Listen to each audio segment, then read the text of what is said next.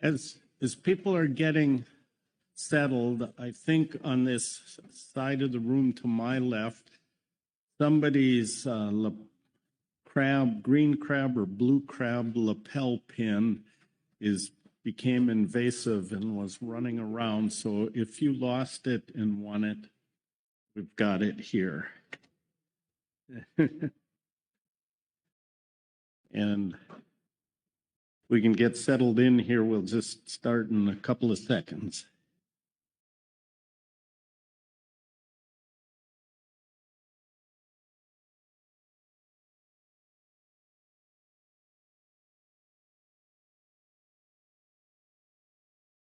All right. Welcome to day last, and not for the year, but for this meeting, at least. In terms of meetings, before we commence, I'll turn it over to Executive Burden for any commencing remarks.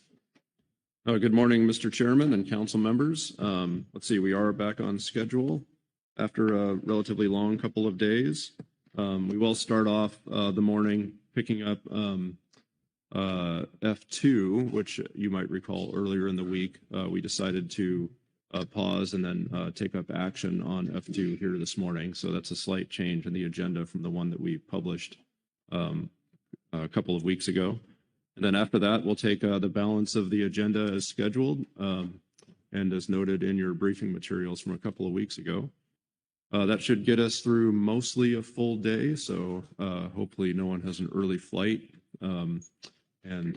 That's all I have in mind for this morning, Mr. Chairman, but I'm happy to take any questions if there are any. Thank you. Any questions for the Executive Director on the schedule? Not seeing any then, I'm going to turn it over. I believe Marlene Bellman is online to give us the introduction, refresh us on our council action on this one. Marlene. Thank you. Good morning, Chair Hassemer, members of the council. We are again on agenda item F2, adopt stock assessments. As Merrick mentioned, the council began working on this agenda item on Saturday, where we had an overview and you had advisory body reports, and you began your first council task, and which included adopting the catch-only projections for Boccaccio and Oregon black rockfish. So the task today to focus on is related to the adopt stock assessments for use in fisheries management, which at this point includes the 2025 widow update assessment. And I think that is the focus for today's action. Thank you. All right, thank you. As you know, we've been through all the reports and the public comment. We just needed some extra time to think about this one. So I'm going to look for a hand, someone to tell us what we've come up with. Any direction, discussion?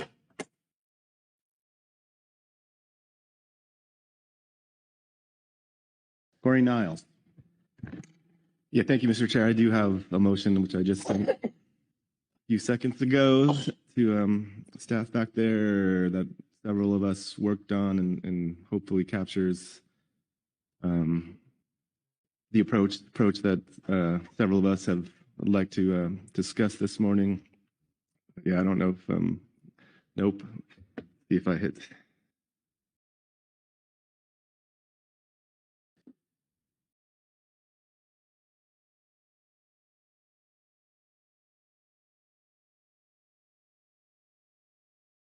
Yeah, I did go sent, so maybe give it a few more moments. I got Asia's out of the office email response, so it did go. Yes, my office.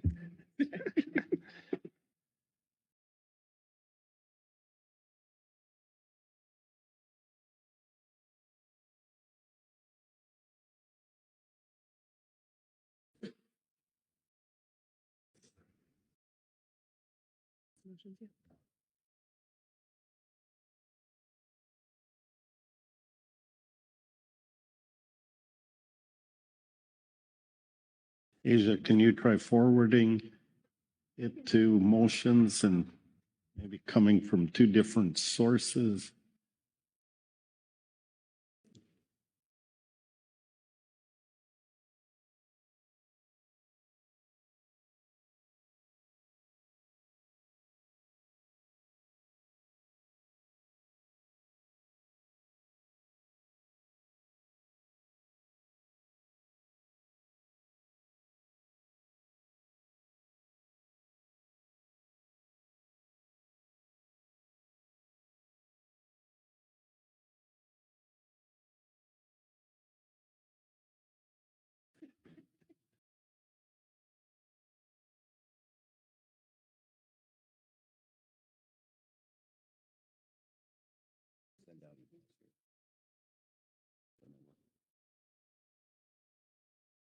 All right, it sounds like it's colder air, a little harder to travel through the denser mass. All right. We're going to see it any second now. There it is. Go ahead, Corey. Thanks, Mr. Chair. Okay. With the goals of conducting a full benchmark assessment for Widow Rockfish in 2027 and setting 2026, and I left the 2 out of the 2027 there. 2026, 2027 harvest levels consistently with the national standards 1, 2, and 8. I move that the council request that 1, the SSC conduct the review suggested in F2A Supplemental SSC Report 1 to review and recommend the best available Widow Rockfish assessment for use in 2026, 2027. 2, sorry, can we, I think, though I copied and pasted this without some of the track changes accepted, so can we, sorry about that, maybe we can we have a minute here to get the right version? Apologies about that.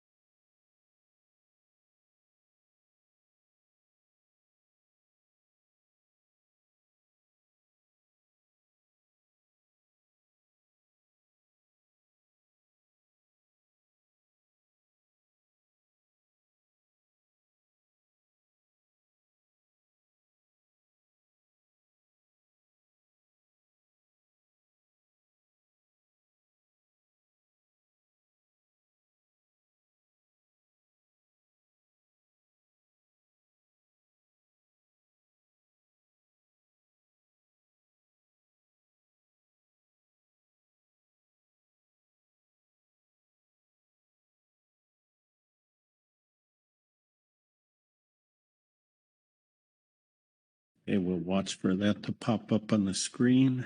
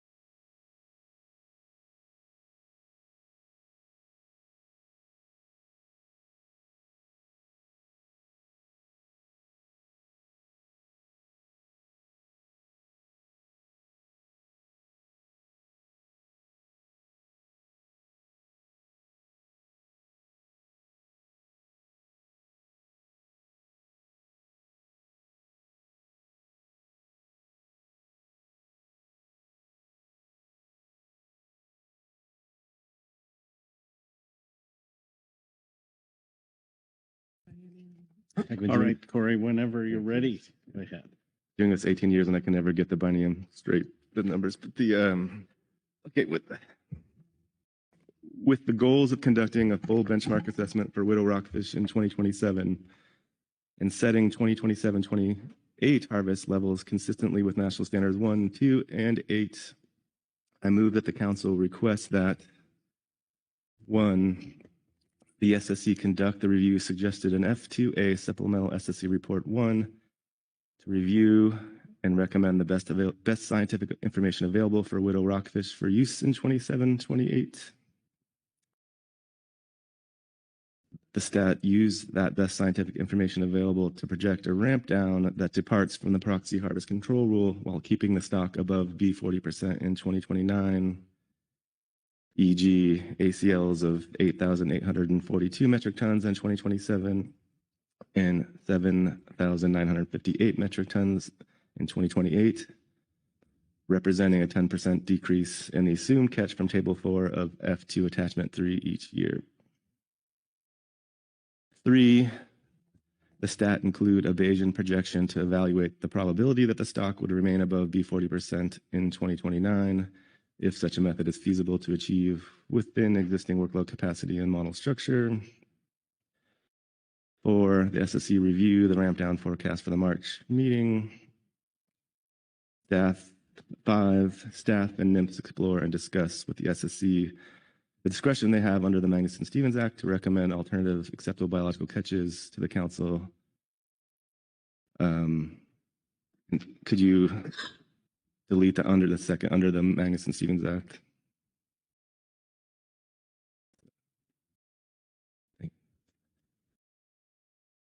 For preventing overfishing. And then, so can you maybe label that one 6?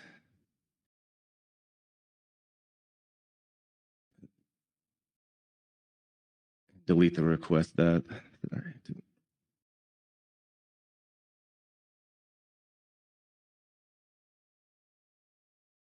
Thank you.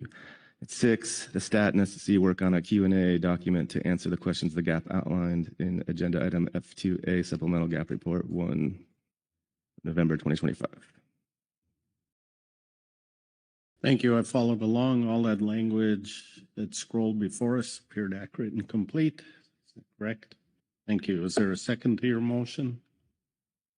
Seconded by Corey Ridings. Please speak to your motion. Thank you, Mr. Chair, and thank you for the second. I will speak to it, hopefully not too long, and then I'm hoping others will jump in because again, this was a collaborative effort among many of us. First, I don't know where to start. I'll start by first thanking all the folks, from the Science Center, the STAT team, the SSC, GMT GAP, and in industry for all the time and effort that has gone into this widow rockfish assessment. And thanks to Ms. Kent and the West Coast region folks for helping us think of different approaches here. As we've heard at this meeting and in prior meetings, that this is a pretty serious situation for the industry.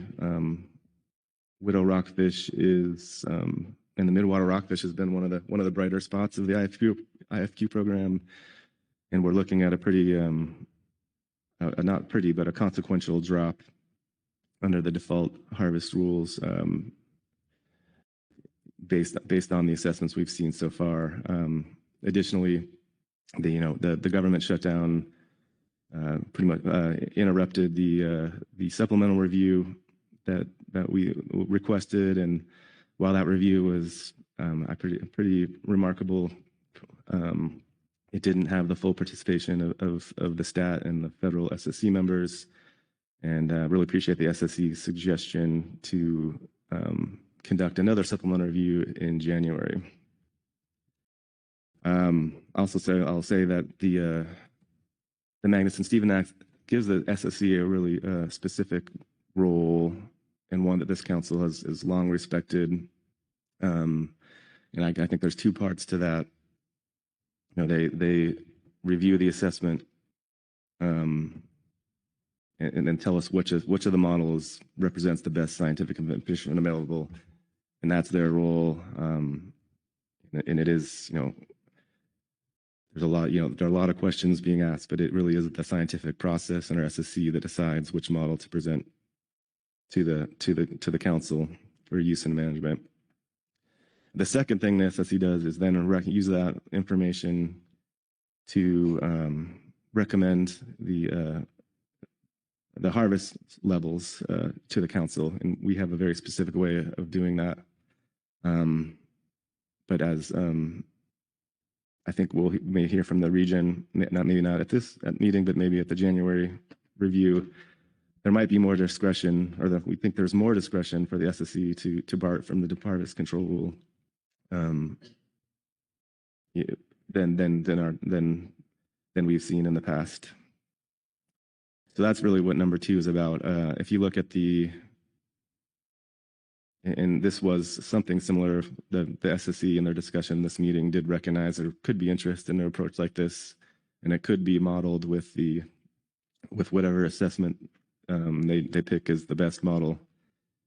But if you use the table 4 of the assessment model that's in our briefing book, and you just kind of interpolate what the effect of catch is, how far it drops the stock down each year, you know, where it says we're something like B51% in the current year, and then by 2027 it's something like B43%. And then so you can kind of just, it looks like there's, well, we'll see what comes out of the review, but under this model, it looks like there's a way to ramp down and then still be above B40% in 2029 when a full assessment from 2027 would be the normal process of when it would be in place. And just, you know, speaking to the discussion of yesterday, I believe it was, on our mid-biennium adjustments, we do have the red light, green light that could possibly be in place, and could even get changes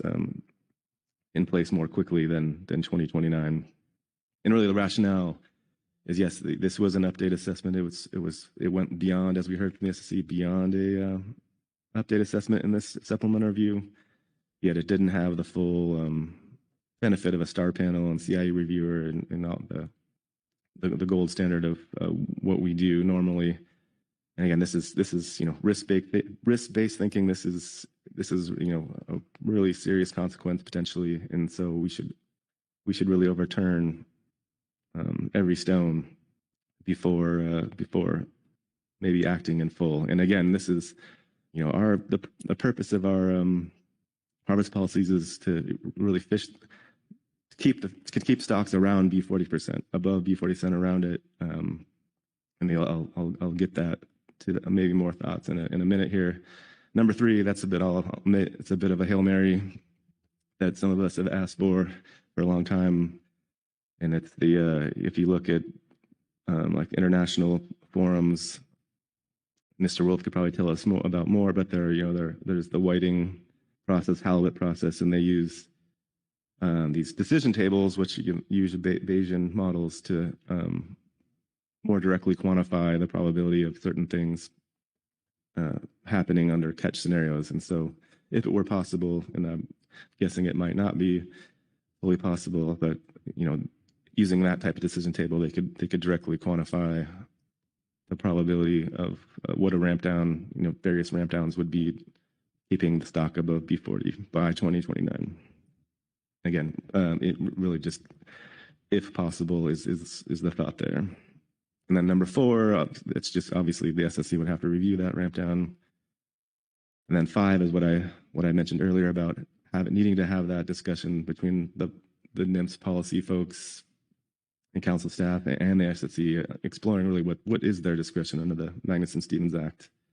And just my experience has been a long time that I think you hear the SSC's scientific judgment being curtailed by interpretations of the law that may be more narrow than they really have to be to prevent overfishing and achieve the optimum yield objectives that we have. So that's going to be yeah, that's the discussion for maybe, I don't know how prepared Ryan is to speak to that today, but that's a crucial part of this, is having that discussion with the SEC. And then 6, yeah, the gap, and others have really asked a lot of questions. This is, I don't want to go too long.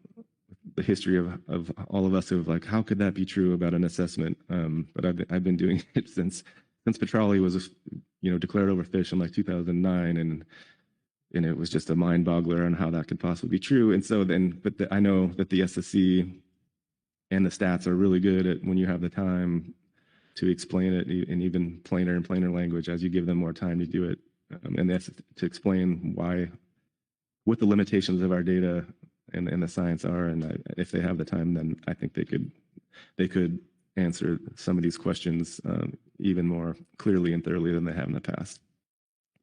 And I'll try to end it up here in a few seconds, but I really think in the opening sentence, we talked about, the national standards, National Standard 2 being the best available science, and we're trying to, this is meant to be respectful of that, as we always are. We ask questions of the science here, but we recognize that it's the SSC's and NIMS's determination of the best available science. That's their decision.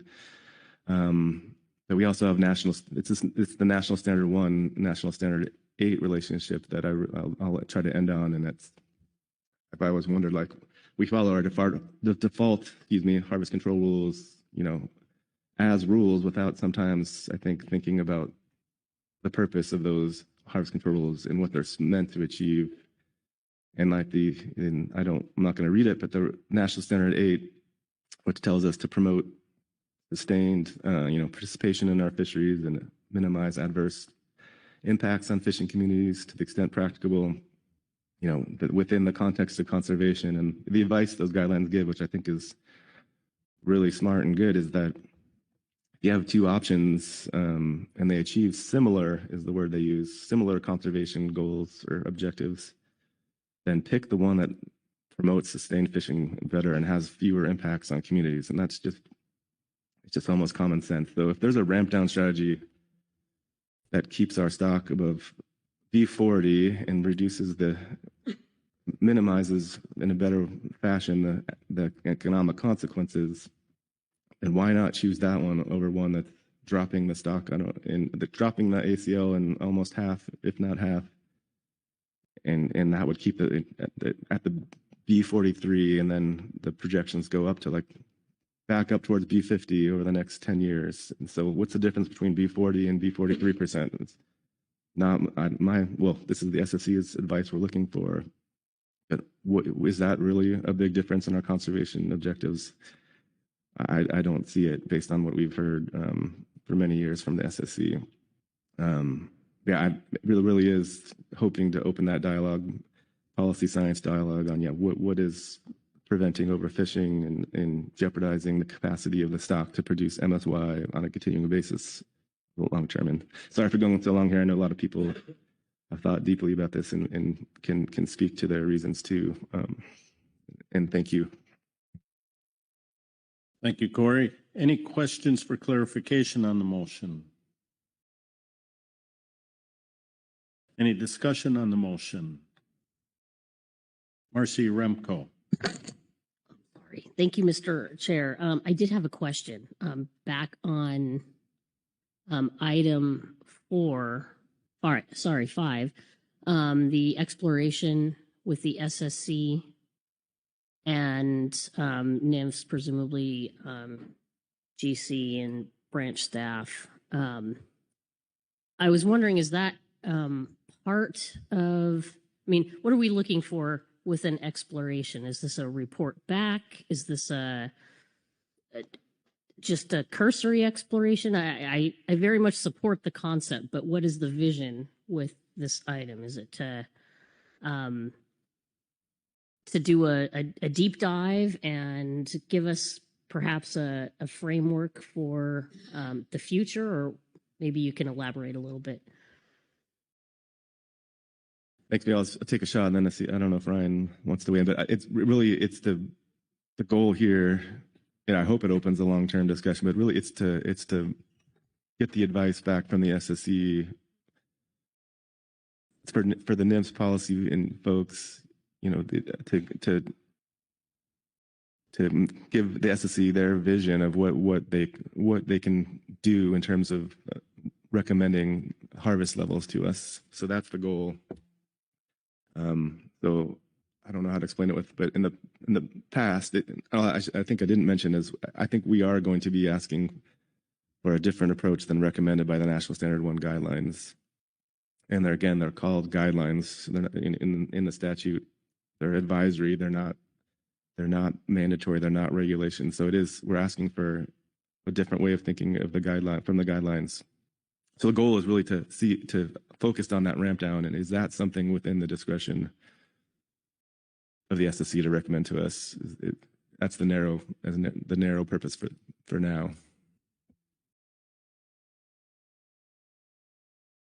Thank you. And since this implicates NIMS here, I'll ask Brian, we'll put him on the spot if there's anything you can add, your expectations or understanding. Yeah, thank you, Chair. Good morning, everyone. No, I think Corey explained it well. I mean, I think we would expect to engage with the SSC between now and then, of course, at the January supplemental.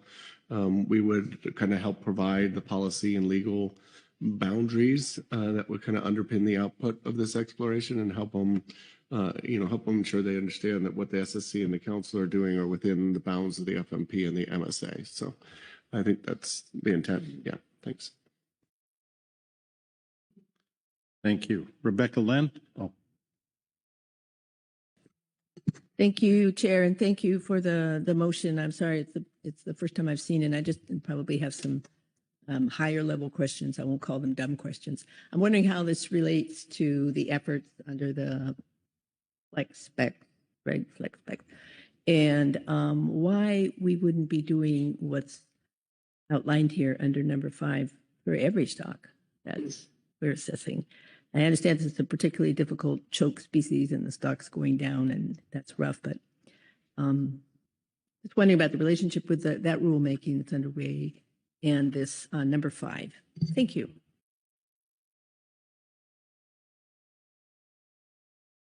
And not sure who that question is directed to or who might answer it. Corey? I think Asia has some thoughts here, but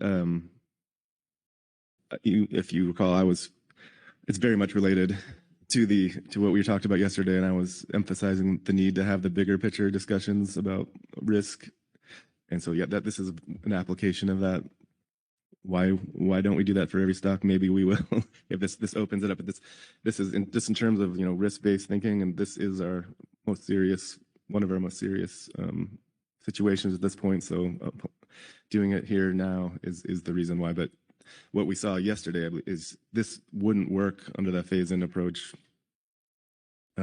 discussed there, because that is within the way that we do it now, the OFL. You can't go higher than the OFL when you phase down. And the OFL on the assessment we're looking at now, I don't have the number in my head, but it's less than 6,000 metric tons. So that would put a ceiling on what you could ramp down to. So we're questioning, well, why would you take that cost if you can still meet your bigger objective of being above B40%? It's really kind of, can we spend the windfall? When we're above B40%, you've got some windfall catches. And isn't there a smarter way to spend those than just following the rule blindly that we have now? But Asia, sorry, please jump in. Asia Shumalo. Thank you, Chair. And I think you hit some of what I was going to say, Corey. One thing that I want to say is the idea here, I want to point out that, and I was going to say this in my remarks later, so actually maybe what Corey said just now about if we follow strictly what comes out of the assessment that the SSC selects as best scientific information available, we're forced into setting an OFL that's much lower than the current specs. And so then we don't have the room as the council to offer ABCs that actually do this ramp down that we're asking for in this action. And so the departure that he's talking about from National Standard 1 is that it does not contemplate that it doesn't contemplate that space to balance National Standard 8 appropriately in every circumstance. I think there are some circumstances where that does play out, that we're able to do that, but here, because of the steep drop that we were up against, we weren't going to be able to do that phase in and ramp down. So I think in some cases, the things that we suggested under Specs Flex are going to be the solve that will help with a good answer. Right now, that didn't help with an answer. The thing that I was going to say that I fell short of saying is like, I want people to be mindful that this entire spec cycle, the number of assessments so there were 7 or whatever, I can't remember the exact number, but there were some reductions proposed that came out of best scientific information available for a number of other stocks, and we went with those. But in this case with Widow, there were, I think there's a clear record of concern about underlying assumptions in the assessment. There was concern, we did identify an error in the data in both the 2015 and 2019 assessments. We heard from the SSC that the October 2025 assessment was an improvement over the previous models, especially with the correction. But I also see that we're in a situation that bears a lot of similarity to some of the stocks that we did drastic destruction or reductions, not destructions, reductions for in the past that resulted in really significant impacts to industry, and then found out after the fact that we could have avoided those if we had thought about if we had thought about it a little bit longer, if we had a little bit more time to look at things. And so I see some alignment. I think in all the cases, both, the future risk discussion, Specs Flex, and in this case right here, we're trying to, we're seeing that we need room to incorporate National Standard 8 and trying to do that in a better way. And I'll add here, sorry, I'm saying some justification that I was going to add for later, but I saw some cases, early when this was happening, there were some cases that bear some like squinting similarity to this that happened in New England that I was drawing from to get to this. And so what I was hoping is like, can we put that in our language here? Can we think about how to better support fishing communities here too? So with the structure that we have right now, this is the best way to ask to do that. But I think that, as Corey was saying, the ask in number 5 is to think about ways to formalize that a little bit better in the future so that it's not, that we're not making up new rules every time or new approaches to make sure that National Standard 8 is in the equation every time. Thank you. Corey Ridings. Thanks, Chair. I wanted to loop back to something that other Corey said, which is around the guidelines and how they relate to the law. And I think you said we don't have to adhere to the guidelines as they aren't the law.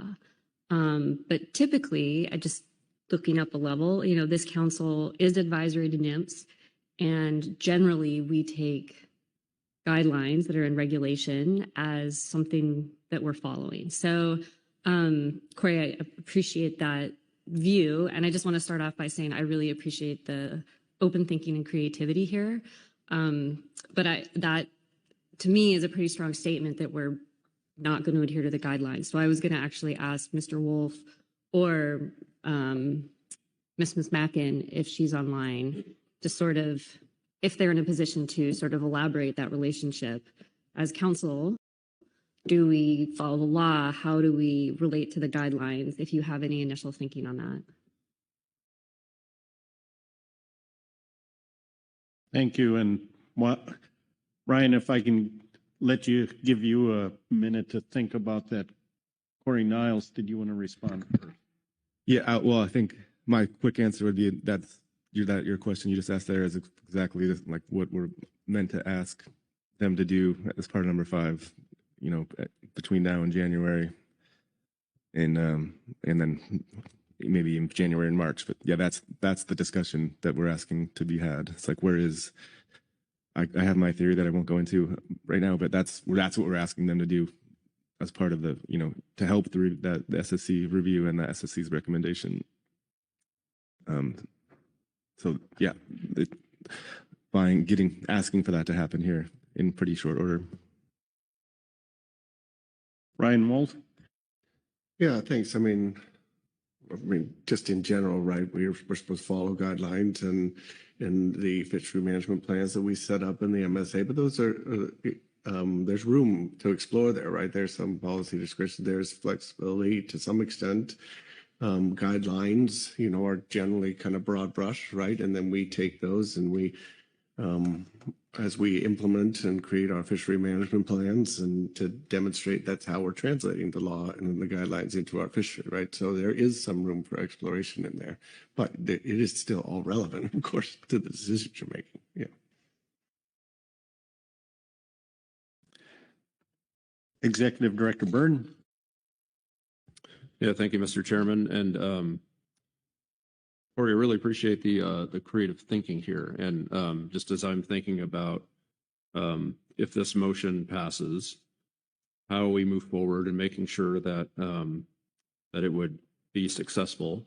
I want to first run my understanding of what you're proposing here by you, and then I've got a follow-up question. So essentially 2 questions. So if we back up out of the way we usually do things in terms of National Standard 1 and we ask what really is overfishing, I think the definition is something like jeopardizing the ability of the stock to generate MSY.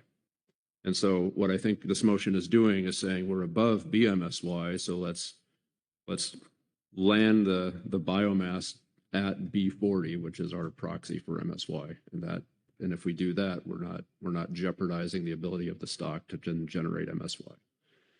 And so you're nodding, so I think I've got that right. If we go back up to bullet 2, I think in the motion, you've assumed some catch levels, and I'm looking at those and I'm asking myself, do we or do you know more than I do about how those catch levels will affect the stock? Like, are we certain that that's going to keep us at or above B40? And if not, I think I know your intent, what you're trying to do, but if those numbers are off, what do we do? So I guess 2 questions there. Do you know that that's going to keep us above that magic level? And then if not, should we have some further step for the stat to find the numbers that would keep us above B40? I think you follow what I'm getting at. Corey. Yeah, no, that's what I used EG, but don't ask me what that stands for because I forget. But, for example, is what, that's what, so yeah, it would be for the stat or I don't know, whoever is able to weigh in. But, and again, the big caveat is like, that was based on the assessment that's in the briefing book now, which could totally change. But what they produced to the, what they produced for the review in January. But I think I spoke to it briefly, but the way I got to that, and I did have a little exchange with the stat that tells me it wasn't totally off base, but it was to use the fancy term, the linear interpolation of how the catch drops the fraction on fish from table 4, and then basically using linear model to see what the effect of those 2 catches would be. Yeah, no, that would be totally up to the stat, and whoever the GMT, if they had time, would usually be, bouncing ideas off them. But I think the stat is something they would figure out based on the model they're presenting to the SSC and is approved. Yeah, thank you for that explanation. Then I think what I'm hearing you say is that we would have essentially the latitude or even the direction to the stat to say, find that number, that ramp down, linear ramp down that keeps us at or above B40 at a probability that's equal to or greater than 50%. Is that a fair interpretation of what you're stating? Yeah, I think it'll tell you it's a little more complicated, but I think it could be more because how many different million options for ramp down could you had? I took the 10% decrease. I think it was from Kurt Cochran's testimony. He said, hey, maybe a 10% decrease was something that we could live with. But yeah, no, I have faith that you and your staff could work with the stat to figure that out. But yeah, with the goal of the goal is to reduce the the economic consequences while maintaining our general. You said the first part you said about keeping it above V40, but long way of saying yes. I think you got it. Thank you. Other discussion? Marcy Remco. Thank you, Mr. Chair. I just want to say a lot of thank yous, and just to note that this, to me, appears to be that pause button that we've been asking for when results from a draft assessment don't mesh with common sense. Thinking back to Quillback, I wish we had had this opportunity, and I'm so glad to see the willingness to explore this as a potential path forward. This is a critically important use of NIMS time, SSC time, and I do hope this exploration is successful. It is out of the box thinking, but I'm very hopeful that this leads us on a pathway to building us a set of new tools that will help us in circumstances like this. So I just can't say enough thanks. Thank you. Thank you. Other discussion? Seeing none, I will call the question. All those in favor say aye. Aye. Aye. Opposed? Abstentions? Motion passes unanimously. Thank you. Corey? I'm going to look around and see. My suspicion is we've completed our tasks, but I will look around the table and see if there is anything else before checking in with Marlene. Not seeing any hands here. Marlene, is there more we need to do? Thank you, Chair Hassemer. No, I believe the council has completed both of the tasks that we had set out to accomplish on this agenda item, and I believe the agenda item is complete. I also just wanted to say thank you. It's really been an honor working with you. And thank you very much also for being with us there. So with that, we will close out this agenda item. I will pass the gavel to our Vice Chair for the next agenda item. Mr. Vice Chair. Thank you, Mr. Chair. While Jesse is getting to the table, we're going to be on F9, Marine Mammal Take Reduction Team Update. When you, Heather Hall, coming to the table also, so we'll give a minute or two for the plugging in of the computers.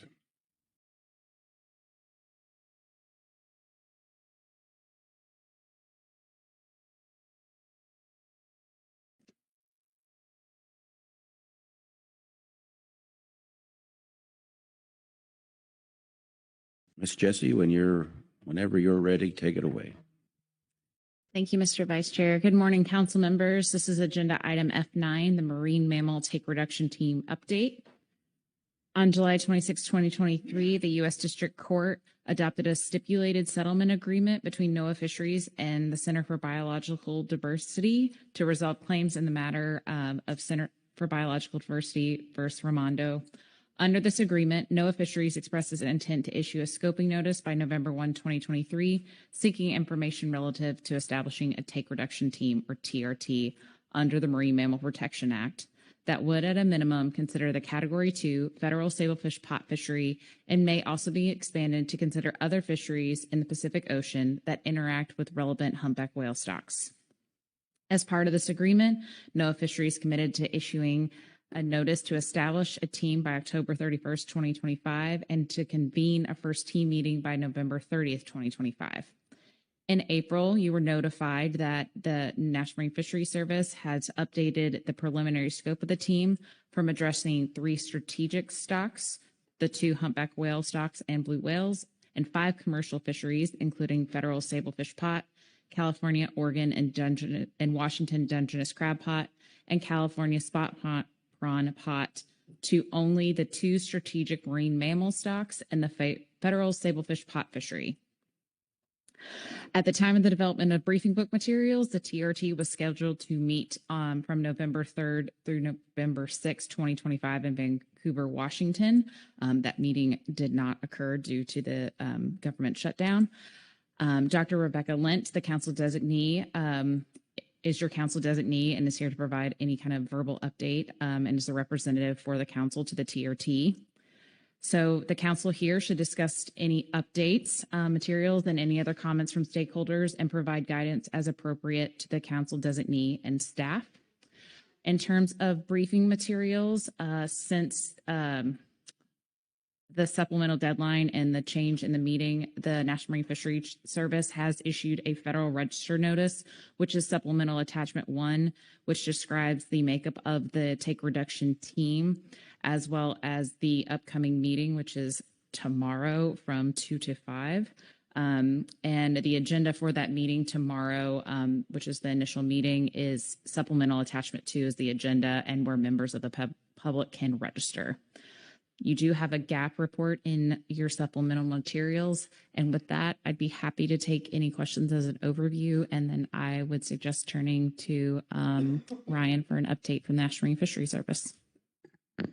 Any questions of Jesse before Ryan starts? Okay, seeing none. Ryan, take it away. Thank you, Mr. Vice Chair. Yes, NIMS published a Federal Register notice on November 4th announcing the creation of the West Coast Take Reduction Team and announcing the team members. That notice is included in the briefing book. NOAA Fisheries has established the West Coast Take Reduction Team to include 2 strategic marine mammal stocks, Central America / Southern Mexico, West California, Oregon, Washington, and mainland Mexico, California, Oregon, Washington, stocks of humpback whales, and the Washington, Oregon, California sablefish pot fishery. The TRT is charged with developing consensus recommendations to reduce incidental mortality and serious injury of these stocks in this fishery to levels approaching a 0 mortality and serious injury rate for each stock within 5 years of implementation of the plan pursuant to the MMPA. By establishing the team and convening the first meeting in November 2025, as noted, I think by Jesse and her SITSUM, NIMS is fulfilling a stipulated settlement agreement between NIMS and the Center for Biological Diversity to resolve claims in the matter of CBD versus Raimondo. The agenda for the November 20th virtual meeting from 2 to 5 p.m. is publicly available on our website, and it's also in the briefing book as well. This meeting starts the clock on the statutorily designated amount of time the team will have to develop recommendations of the take reduction plan, which will be 6 months to develop final recommendations concluding in May 2026. We are currently evaluating the scheduling for the next meetings of the team. And I will do my best to answer questions, but that is the conclusion of my report. Thank you. Mr. Wolf, any questions of Mr. Wolf?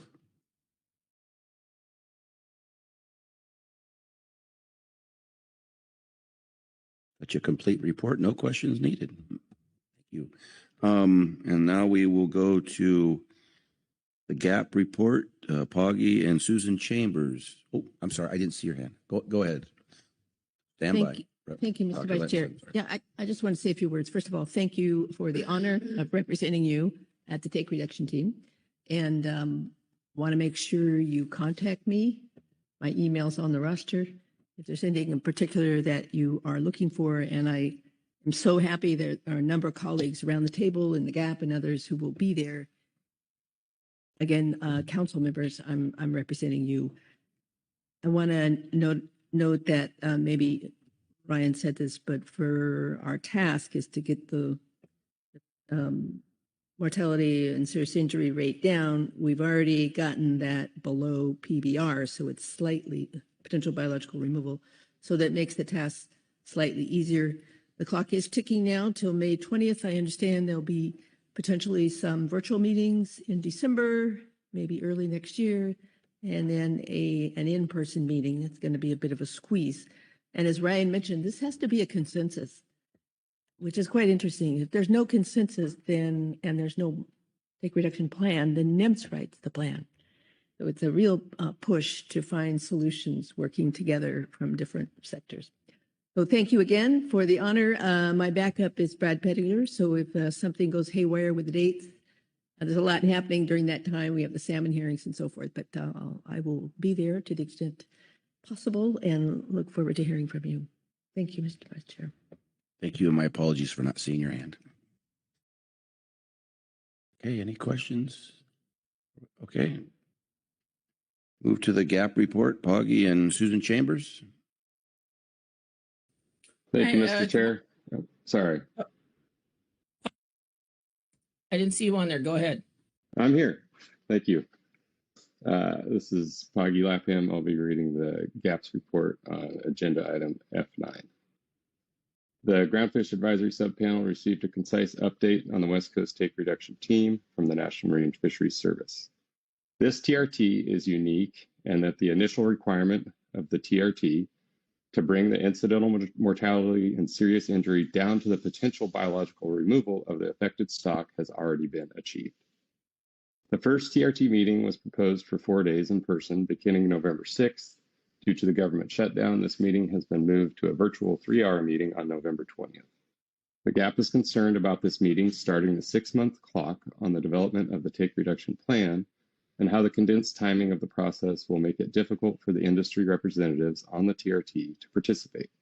Specifically, it has been indicated that the second TRT meeting will likely be virtual and scheduled for the second week in December.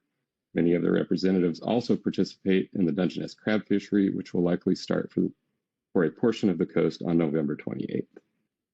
Furthermore, the GAP continues to have concerns about the lack of commitment from NIMS to make all of the TRT meetings available to the public for virtual attendance and to provide virtual opportunities to make public comments. Only allowing for in-person attendance and public comment risks making the process less transparent and trusted, not just by fishermen and industry, but by all persons interested in the TRT process. The GAP appreciates the potential for future virtual or hybrid access to the TRT meetings, as that would allow for transparency in the discussions, which would also engender trust across all TRT members and those affected outside the TRT process.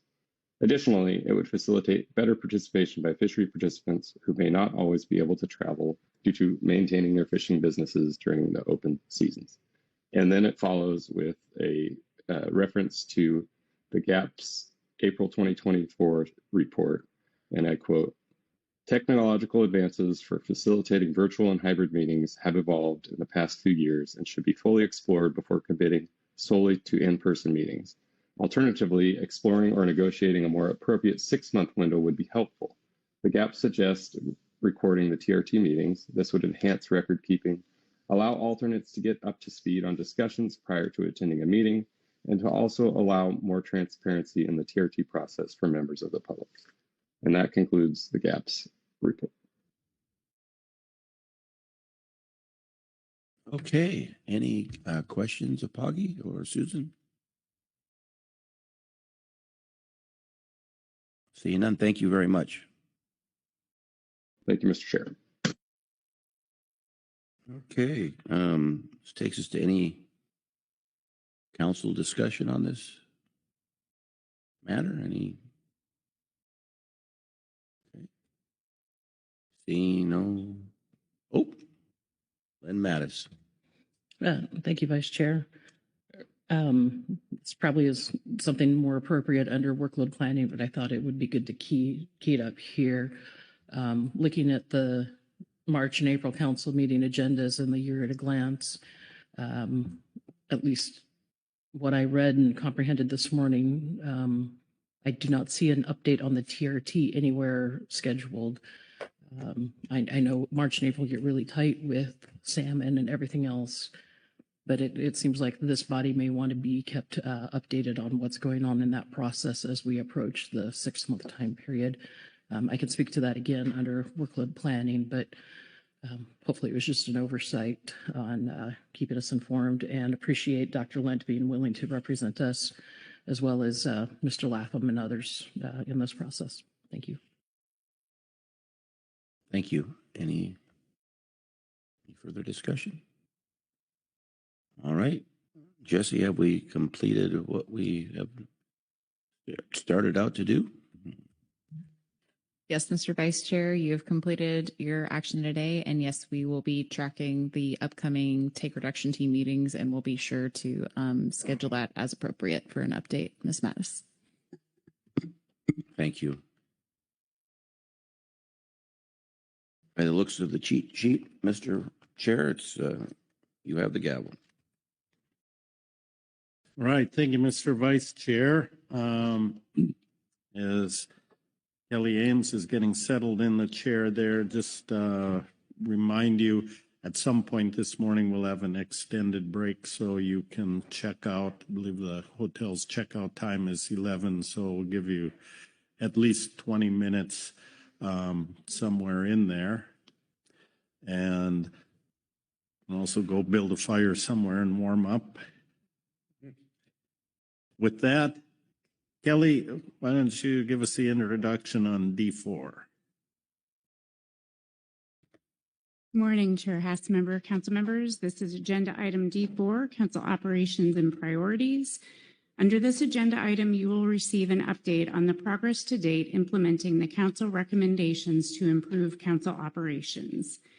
The council recommendations stem from the council's committee of the whole meeting and guidance provided from the council to the executive director in June of 2024.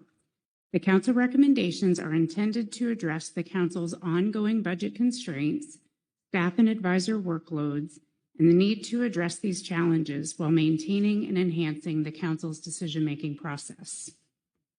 Your task under this agenda item is to consider the staff reports and provide guidance on next steps as necessary. Briefly, I'll walk you through the reference materials. You have supplemental attachment 1.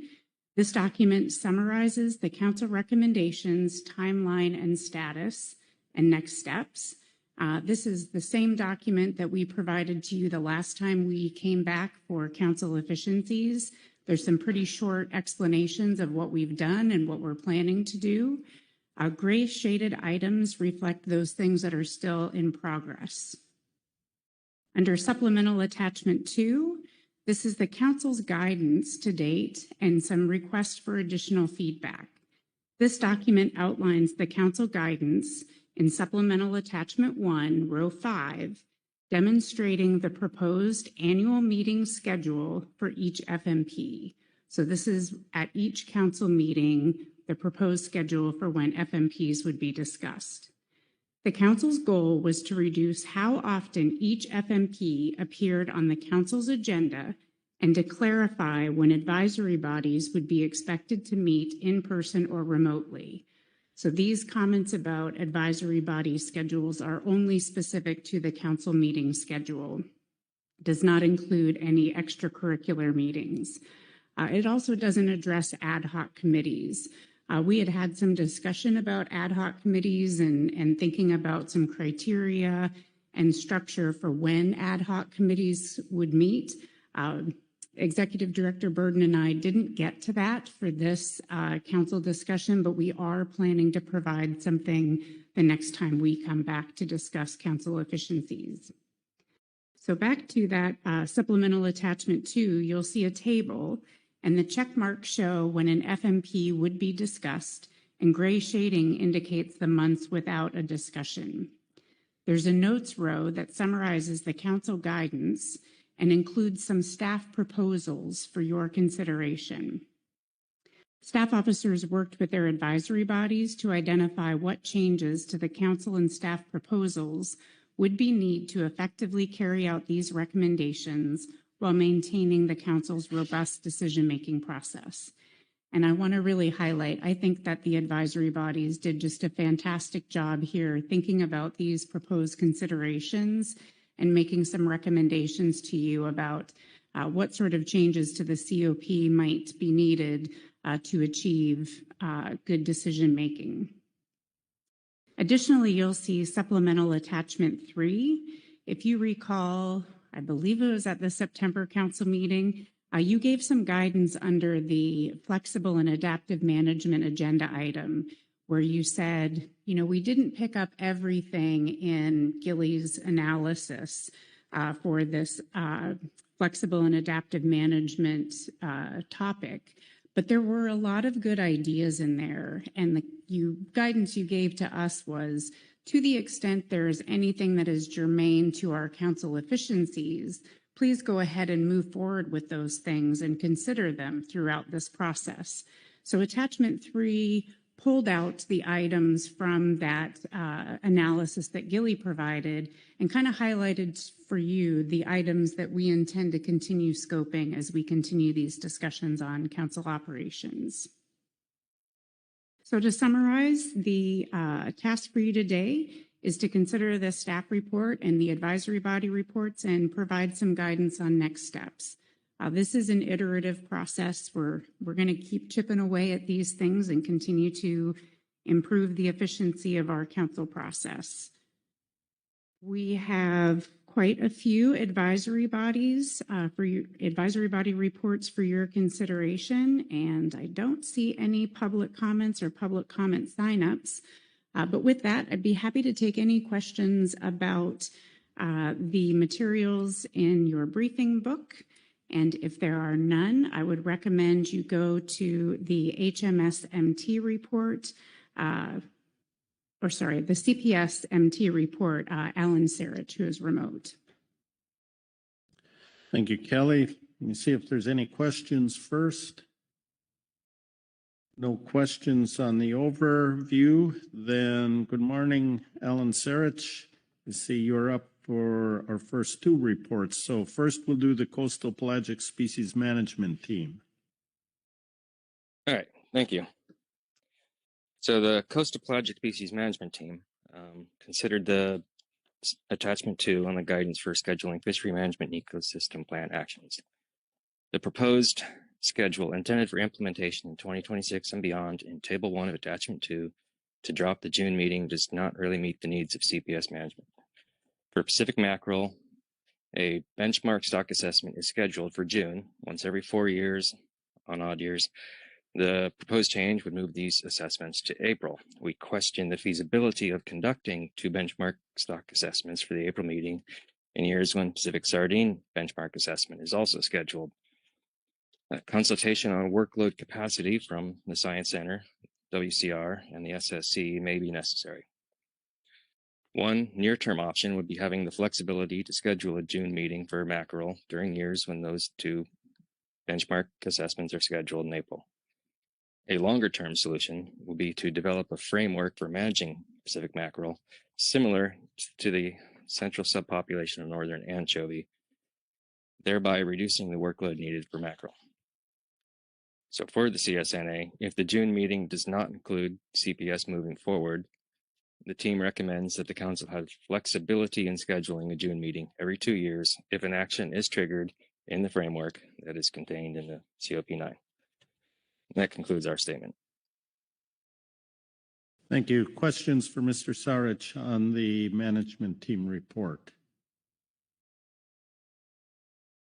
And I don't see any questions around here, so Alan, now we'll turn over to the highly migratory species management team report. Go ahead.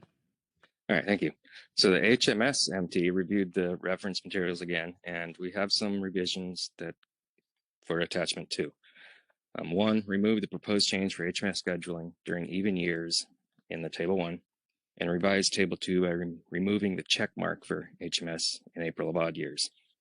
The proposed change in table 1 of attachment 2 to drop either June or September in even years does not really meet the needs of the biennial management cycle, as the HMS-MT previously stated in June of 2024.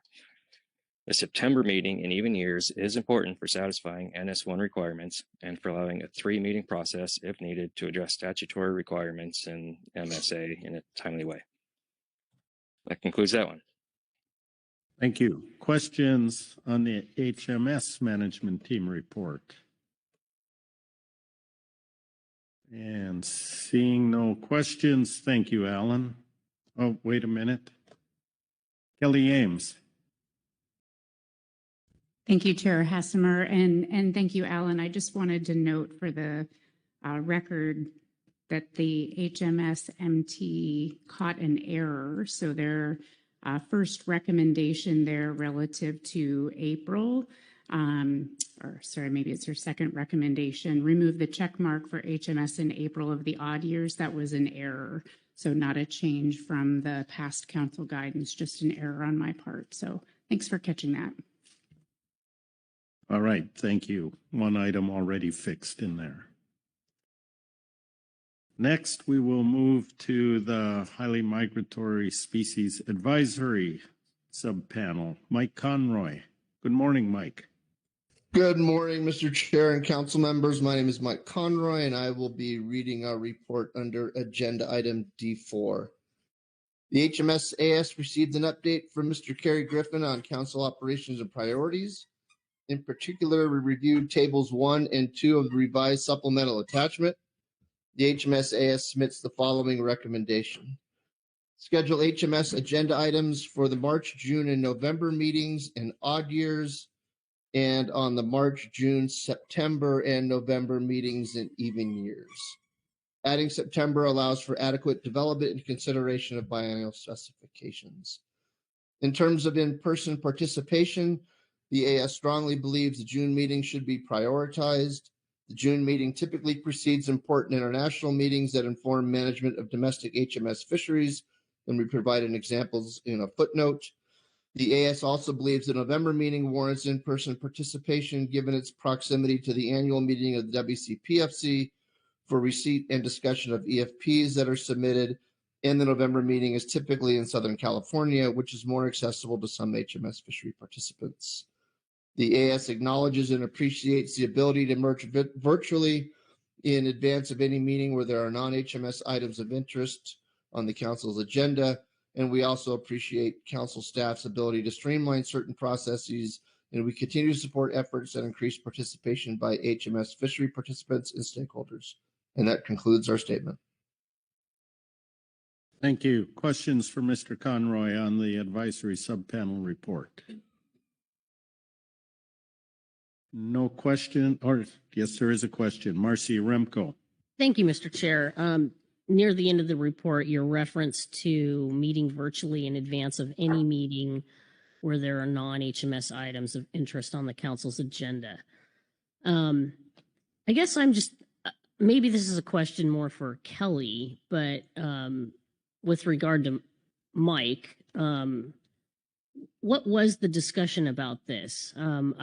I appreciate that we're looking at general guidelines for meeting schedules, but you raise an important point here that we often have non or cross FMP items of interest that we're wanting the ABs either to be aware of or provide us input on. So maybe you can explain the discussion that you had in the room, and then maybe Kelly can help expand a little on the planning here. Thank you. Yeah, through the chair. Thanks, Marcy, for that question. As you know, we don't meet in April, and there are oftentimes cross FMP related issues that arise in April or other meetings that we're not scheduled to meet at in person. And an ability to have a virtual meeting in advance of the meetings that we're not attending or not attending in person that allows us to consider, review, and offer our recommendations on items that would come to your attention during the meetings that we're not at was viewed with great appreciation by members of the AS. I hope that gets to your question. Yes, thank you. Any other questions?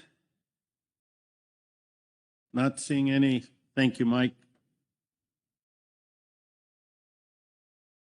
Next, we have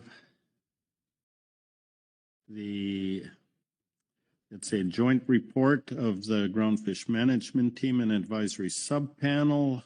Whitney Roberts is here to give that from the MT, and Susan Chambers will be in the background for the advisory subpanel. Good morning, Whitney. Good morning, Chair, members of the council. Yes, that's correct. I'm Whitney Roberts with the Groundfish Management Team, but I do have Susan Chambers, Chair of the Groundfish Advisory Subpanel, online to support with questions. And I will be reading the joint GAP and GMT report on council operations and priorities. The Groundfish Advisory Subpanel and Groundfish Management Team discussed the materials under this agenda item together and are submitting a joint report. The GAP and GMT understand that the council is investigating the opportunity to streamline future meetings in order to keep council operations within budget constraints. The materials under this agenda item include a proposal to reduce the number of meetings with each advisory body management team's respective agenda items, as well as reduce in-person involvement. However, Groundfish workload remains significant in the year-at-a-glance, March quick reference, and April quick reference, and we are concerned about balancing workload with reducing capacity. Many council meetings, particularly September and November of 2025, have included a large number of Groundfish items to balance concurrently, limiting the GAP and GMT's abilities to thoroughly discuss and document for the record all items that would benefit from deliberation. The range of alternatives being brought forward under F5, Harvest Specifications and Management Measures Flexibility, have the potential to help streamline processes and alleviate workload constraints. However, their ultimate efficacy remains unrealized. With the council continuing to explore ways to further reduce meeting times and more deliberately prioritize Groundfish agenda items, the GAP and GMT encourage the council to consider the benefits of in-person discussion and the role of collaboration that occurs within informal channels during in-person council meetings, for example, hallway conversations. This results in efficiencies that are simply not possible during virtual meetings and ultimately saves council time due to the enhanced productivity that in-person meetings provide. With respect to Council Guidance Item 4 on remote meetings in Supplemental Attachment 1 and the proposed Groundfish schedule in Revised Supplemental Attachment 2, the GAP and GMT request that Groundfish be exempt from any fully remote meetings, as we believe remote meetings can create more work for the Council overall and impacts the efficiency of GAP and GMT personal interactions. GAP meetings work much better in person, and we experience great difficulty holding the September 2025 GAP meeting remotely. Other groups may be better suited for remote work, but advisory bodies that include active fishermen are not, and we need to keep those voices in this process. The GAP and GMT greatly benefit from being in person together and have been improving our meeting structure to better align between the groups. This has led to more thorough GAP and GMT discussions and benefited the council by having the groups on the same page, often able to talk out controversial issues in detail and bring forward more informed, more refined, and often better aligned reports to the council. However, if the only Groundfish item at a council meeting were in season, that would be workable to manage remotely. But our groups are typically reviewing and/or providing statements on 14 or more agenda items, which is too much to manage through fully remote GAP or GMT meetings. We also note that remote or reduced in-person meetings often require lengthy advanced planning and more pre-council webinars, which fishermen and other stakeholders are often not able to attend when they are already attending so many other council-related meetings throughout the year. This reduces efficiency and benefit of the webinar, but still requires council and other staff time to manage. As discussed above, the GAP and GMT request that Groundfish be exempt from the action to remove meetings or be fully remote, given the volume of Groundfish workload and the expectation that workload would simply shift. However, if these changes are necessary for Groundfish groups as well, we provide recommendations in Table 1 below for scheduling Groundfish meetings. The GAP and GMT recommend no Groundfish items scheduled in April of odd years, in other words, off, combined with only the in-season agenda items scheduled in September of even years with fully remote participation for that item. The joint groups discussed the pros and cons of having fully remote in-season discussions in September compared to an alternative month. We recognize that September is an important month for considering fishery performance to date and adjusting management measures as needed, particularly to optimize utilization of allocations. However, when comparing September to either June or November in terms of a fully remote in-season only meeting, the GAP and GMT agreed that September in-season was the best option, provided that efforts are made to consider the opportunity for in-season actions in June, followed by any additional actions in September. The goal would be to avoid stacking all in-season actions in September. Lastly, the GAP and GMT have been providing summarized recommendations in many of our reports as identified in Council Guidance Item 2 and Attachment 1, and hopes those will be used to develop any future advisory body templates. And below that is Table 1, which I referenced in the text, so I am happy to take any questions at this point. Thank you. Any questions on the Joint Management Team Advisory Body Report? Jamie Dimon. Thank you, Chair Hasmer. Thank you, Whitney. Looking at, and this kind of goes between what we're doing now and workload planning, but looking, for example, at the March meeting of this next even year, could you tell me in what world it would be possible for the GAP and GMT to be remote to get through that? Through the chair, thank you, Ms. Dimon, for the question. Particularly for 2026, because you did reference next year, 2026, our understanding is that we would have to have that in person, just given Widow Rockfish supplemental review that we just talked about and the stock assessment pending.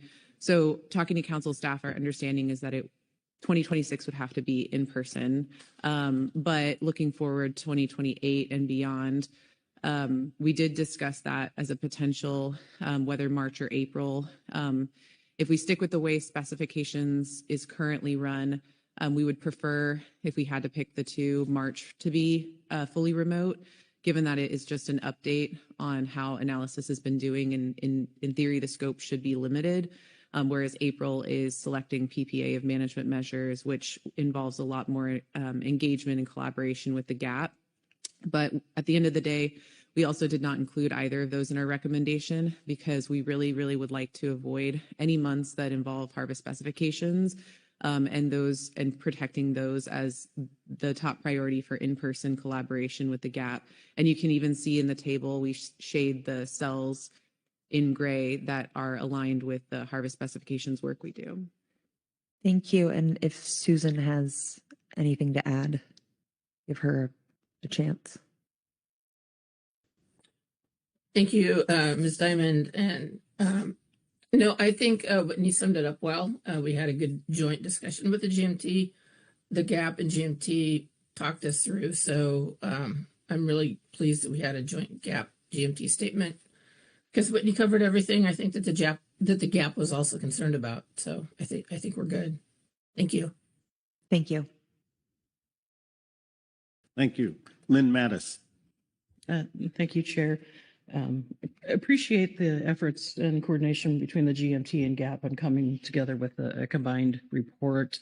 Sounds like there was really good communication this meeting between the groups. Appreciate that. And I have noticed the summarized recommendations at the top at the very beginning of both of your reports, which has been really handy. Quick place to look. And then if I want more details, I can go farther in. So I too hope that as other advisory bodies go through and explore ways to do that. So just wanted to thank for the progress that you all have made and the communication and coordination. Thank you. Marcy Aramco.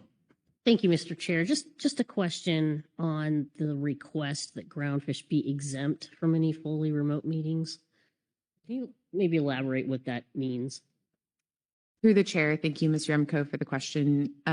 Yes, the idea is that I'm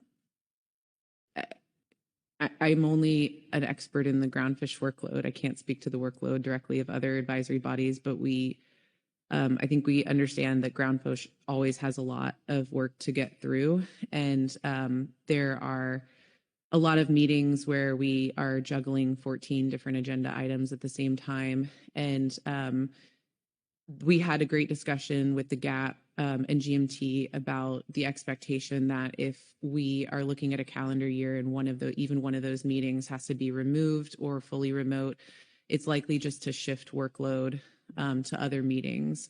And so, and make it more difficult to have those collaborative discussions if we're just shifting workload and putting heavier workload on other council meetings throughout the year. So, we just ask that that be considered. But we also, as we say at the top, fully recognize the budget constraints that we're under and the need to look at all of the advisory bodies and places for efficiencies. So we also provide that recommendation to support that as well. I hope that helps. Marcy. Yes, thank you. I just want to make sure that I'm understanding the term correctly. You're not saying that you're not going to meet virtually. Is that what, that's not what you're saying here? Through the chair, we're asking the exempt is referring to business as usual. So I guess business as usual before the last couple of years, I should say, where we are fully in person every meeting and there isn't a meeting where Groundfish is not scheduled.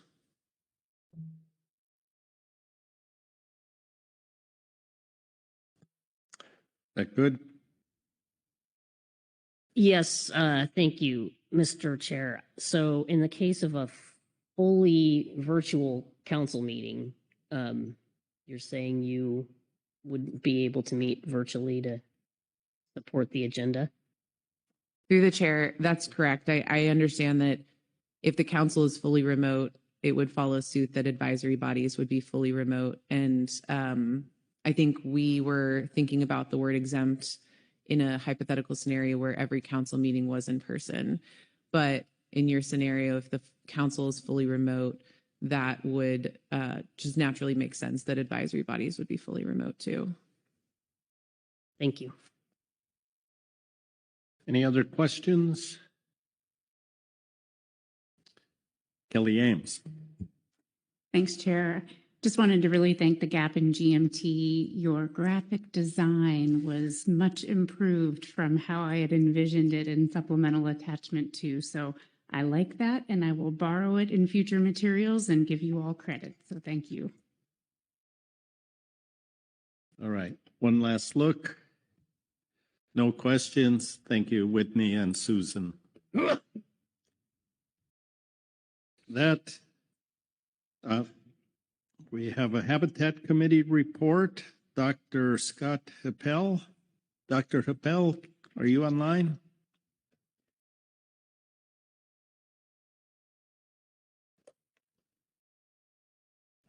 And I hear a microphone. If Dr. Happel isn't online, is Kelly, would you take that? Thank you. Carrie Griffin, I think, is online. That might be the microphone we hear. Carrie, are you there? Yes, thank you, Mr. Chair. Can you hear me? Yes. Great. I believe Scott is being professorial right now, and since we're slightly ahead, he's probably teaching. So I'd be happy to read the Supplemental Habitat Committee report on D4. The Pacific Fishery Management Council guidance to reduce the number of council meetings with habitat issues on the agenda in 2026 by dropping the March or April Habitat Committee agenda item is understandable, but it comes with some potential issues. In particular, a large component of the HC's responsibility is to provide comments on behalf of the council during open public comment periods of federal, state, policy, or actions affecting habitat. The HC relies on council guidance before moving forward with these comments. Given the sporadic frequency of these comment periods and their quick turnaround requirements, having the flexibility to get these in front of the council during the habitat agenda item at scheduled meetings has been advantageous to that process. Losing this flexibility at either the March or April meeting could reduce the efficiency of this process and may require the HC to seek approval from the council using alternative options such as the quick response process outside of the scheduled council meeting. Given these considerations, if one of the spring meeting's habitat agenda items needs to be dropped, the HC proposes removal of habitat from the April meeting. Additionally, should the HC agenda item be dropped for April 2026, the HC suggests having one of our in-person meetings be at the March meeting, the March council meeting. The HC continues to prefer meeting in person when possible, as in-person meetings remain the most effective way for the HC to operate. However, the HC recognizes the budgetary need for virtual meetings. The HC requests to be able to meet in person a minimum of 2 times per year. And that concludes the Habitat Committee supplemental report. Thank you. Questions on the Habitat Committee report? Looking around. No questions. Thank you, Carrie. Thank you. That completes our report, and I will just confirm I looked, but I don't believe there's any public comment. Kelly Ames. Thank you, Chair. I just wanted to note, in the most efficient of all advisory bodies, the SAS and STT gave a big thumbs up and recognized 2026 would be different. And so they did not provide a written report, but they're comfortable with the long-term proposal. Thank you. All right, thanks for that. I'll just confirm no public comment. That will take us into our council task. Consider the staff reports, provide guidance on the next steps as necessary.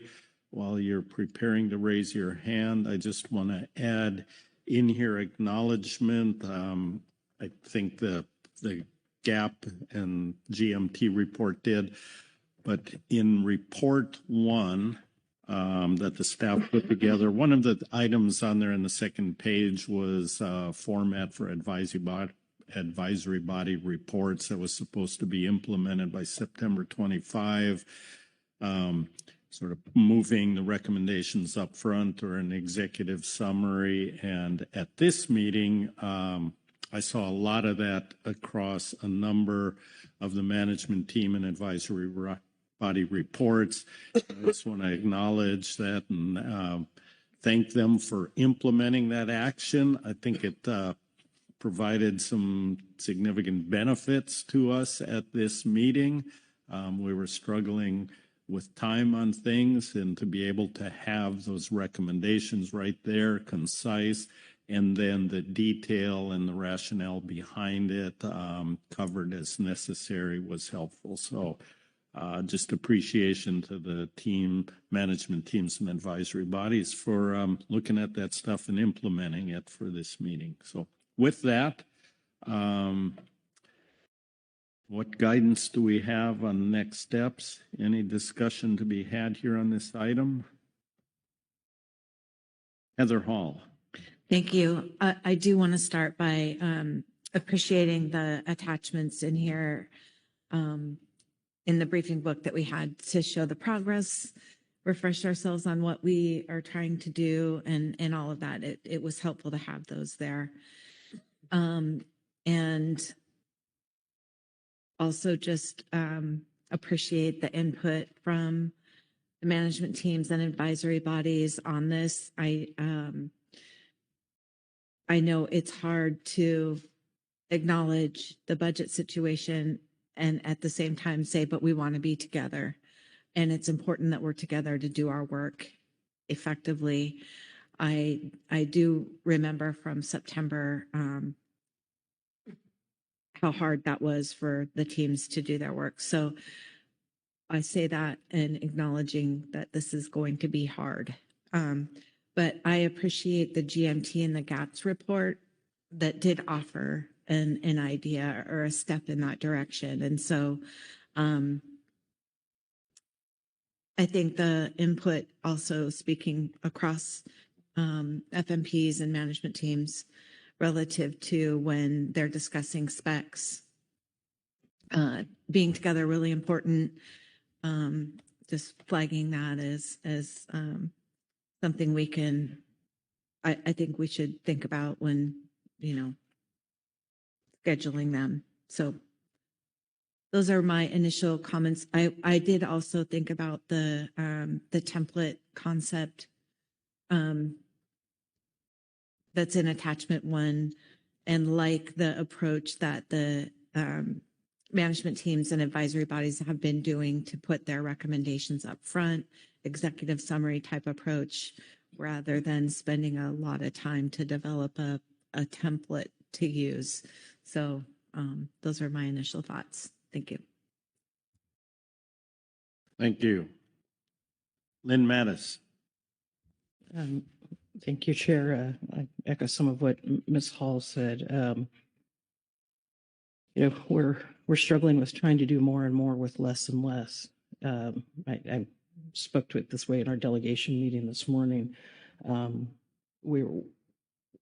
Our agendas are now all steak. There's no salad on them anymore. There's everything we're talking about is a substantive issue, which are needed, but that comes with a lot of time necessary, a lot of time for our advisory bodies, as well as those of us here around this table. We were going to try to get down to 4.5 day meetings. I think we had 2 very lengthy days and almost a full 5th day at this meeting. And then I look at March and April, which due to salmon timing, I appreciate that they need that extra time. My recollection from our ice rink committee of the whole meeting in January of last year was during the specs years, March was going to be a light groundfish meeting so that the groundfish management team, the GAP, and council staff could be focusing on specs over winter. And in March, we would just be getting an update on specs in March of the even year. So when I saw the draft March agenda having 11 groundfish items, I had a bit of a panic attack. I think we're down to 10 now because one of them is crossed out, and we'll discuss this more under another agenda item. So that did shock me, but then I was pleased to see that September in the even year will be groundfish light. I do still worry about what we're putting in March. I don't know if it's just this year's special because of government shutdowns, change in administration, change in priorities, budgets, etc. That's a lot to put on our folks. I also thought part of the reason of trying to be groundfish light in March when we could was that way we didn't have our groundfish folks at a hotel in March when we had all the salmon folks, which could maybe open up some additional opportunities for hotels when we're just, instead of having both the very large salmon group and the very large groundfish group, we would just have one of them in person. Things change, things are always in flux, but just was trying to remember back to what I thought we had talked about. I think we can live with the schedule. Later on today, we may be talking, I think we'll need to talk about March in particular. We just need to keep in mind as we navigate, trying to cram 5 days worth of items into 4.5 days does lead to us going late in the evening, which sometimes people struggle. I think it also leads to us not giving some agenda items the amount of time and attention they are due. I personally, even having been through this process multiple times, I felt we rushed the harvest specifications and management measures agenda item yesterday.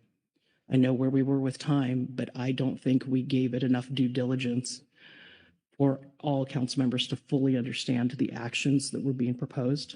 It was a range of alternatives.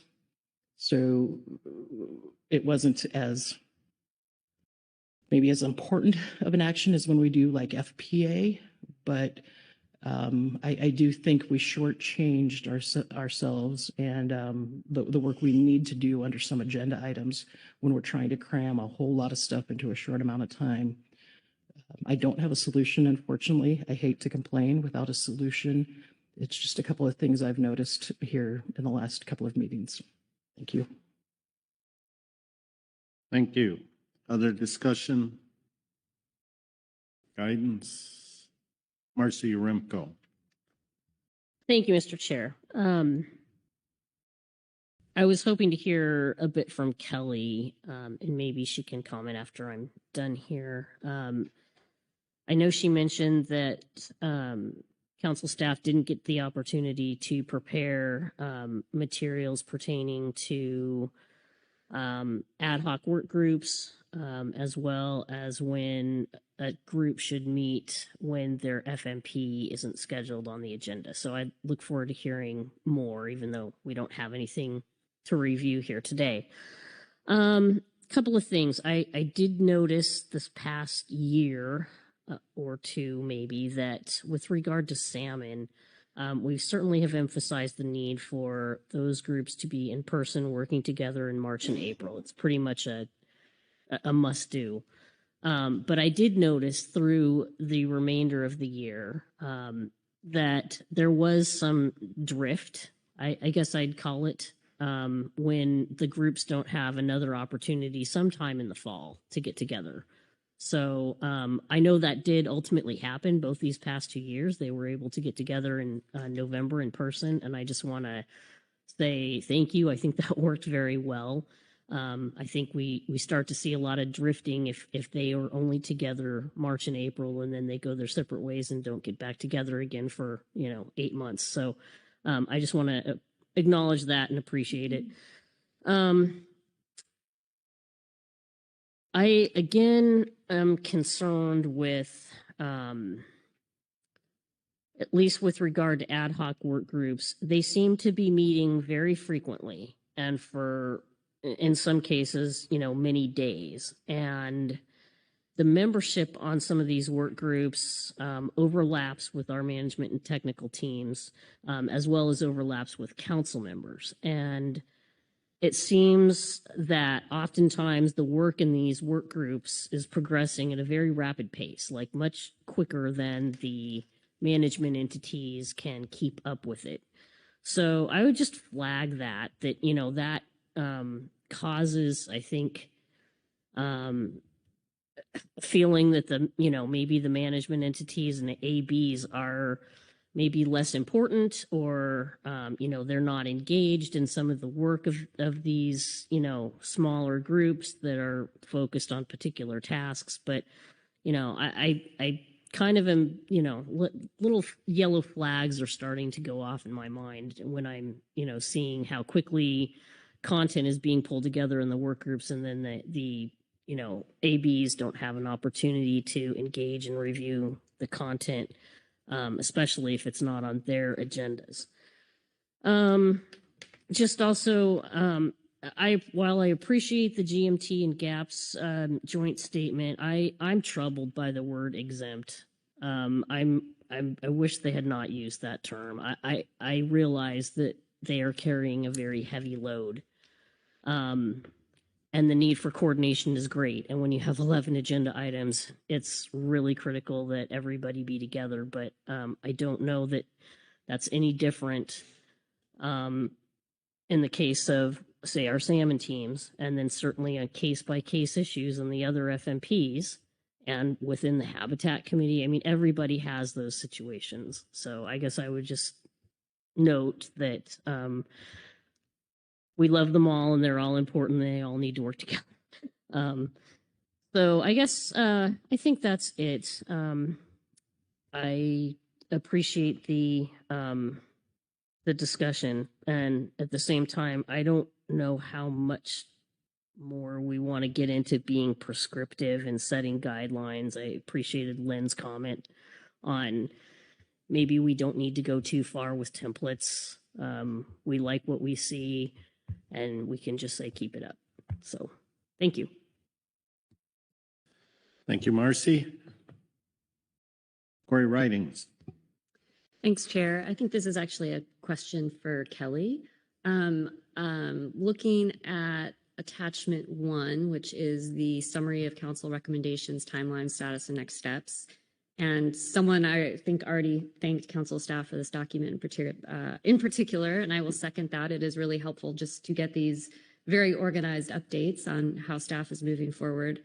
My question, I think, is about the shading and sort of the next status and next steps. So I was looking at, I think it's actions, let's see, there's numbers there, 6, 7, and 8. And just noting that they're queued up for next year, but then there's nothing in the status and next steps. So I was just trying to get some clarity on what that gray out means. It seems like it's used differently across the document. And then, Kelly, you already talked about this a little bit, but if there's any other thoughts that council staff wanted to share about sort of the TBD items, that would be great. Thanks. Kelly? Through the chair, thanks. Thanks, Ms. Writing, for the question. For those gray shaded items, I would consider them still in the oven baking. When we knew enough about those gray shaded items, we did add a comment. So some of them we've had some discussion about, and so I did put some comments there.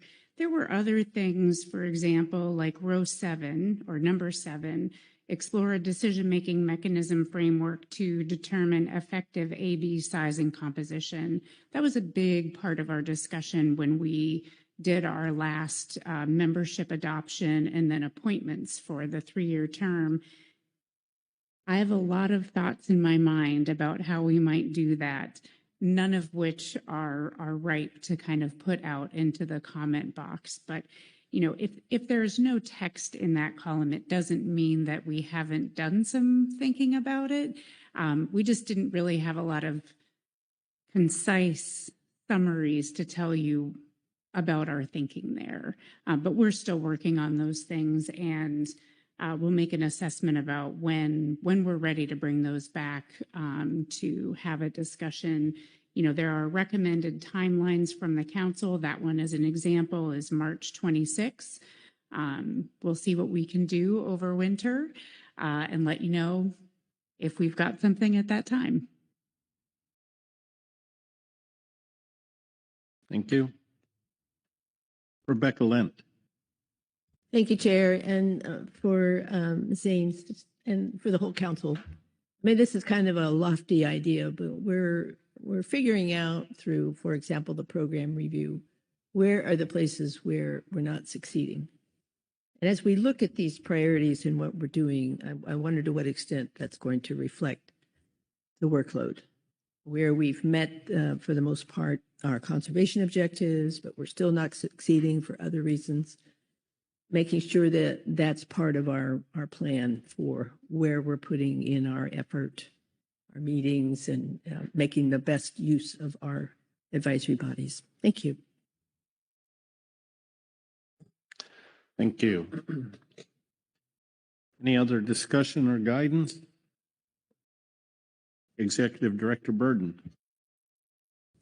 Yeah, thank you, Mr. Chairman, and thanks everyone for this discussion. And I guess I just want to take a minute to just commend you all and all of our advisory bodies for continuing to work on this. This foresight and steady pace that we're taking is going to help us avoid some really calamitous decisions at the last minute that we'll have to make if we avoid this conversation. And so I think the approach that we're taking is good. I think the input from all the advisory bodies is helpful, and the steady pace that we're implementing these efficiencies and getting ahead of our budget issues is going to help us do this systematically and orderly and avoid situations like we had to do for the September meeting. So the context of that September meeting was, we are running out of money, we don't know what's going to happen, and we have 2 things we can do. And so we had a meeting that I don't think anybody felt good about, and I don't want to have to do that again. So having these conversations like we're having now helps us to implement this in a systematic and orderly way, and I just want to thank you all for that. So that's it, Mr. Chairman. Thank you. Brad Pettinger. Yeah, thank you, Chair Hasmer. I'd just like to thank our Executive Director for the vision that he had to do the Committee of the Whole meeting almost 2 years ago, get ahead of this curve. I can't imagine going down this path a year plus later. We've had time here to work through this, and we're still working through it. And anyway, just way better scenario now than it would be if we didn't do what you'd laid out for us a year and a half ago plus. So thank you. Thanks. Any other discussion or guidance? Not seeing any hands right now. Kelly, can you summarize? You bet. Thanks, Chair Hasmer, council members. Under this agenda item, you received some really robust comments from the advisory bodies about the proposals that were in the briefing book. gave us some good considerations to think about. Some of those considerations require discussions with National Marine Fishery Service. Just as an example, that CPS report and kind of thinking about the sequencing and timing of stock assessments, certainly something we're going to take into account and think about how to move forward with that sequencing. You also had some good discussions here about trying to thread the needle and finding the best way to address these budget implications while also ensuring effective decision making. Executive Director Burden and I will take into account the discussion and the advisory body reports, do some reflections on that, and we will let you know when we're ready to bring this back for your consideration and further guidance. When we get to the next agenda item, you'll see it's not on the YAG. I'll just be frank that there's a lot of timing considerations right now with the workload and having NIMS kind of back at the helm. And we just need to really think about the sequencing of all the things that we need to accomplish. And we'll let you know in March when we're ready to bring this back for further guidance. But I think we've made some good headway here, and I feel good about the direction we're going. Thank you. Thank you. Anything else to add? Not seeing any. We'll close out that agenda item. I want to try and get a break not later than 10 o'clock so you can get checked out. So let's get started on the fiscal matters here. I will turn the gavel over to our vice chair. C2 fiscal matters. Sorry. C2 fiscal matters. Patricia.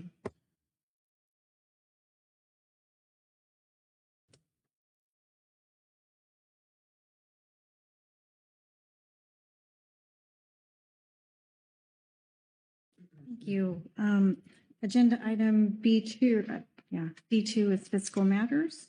The Council Budget Committee met on Friday, consider status update on the Council's 2025 grants and expenditures, a proposed 2026 provisional budget, and forecast regarding the Council's fiscal outlook.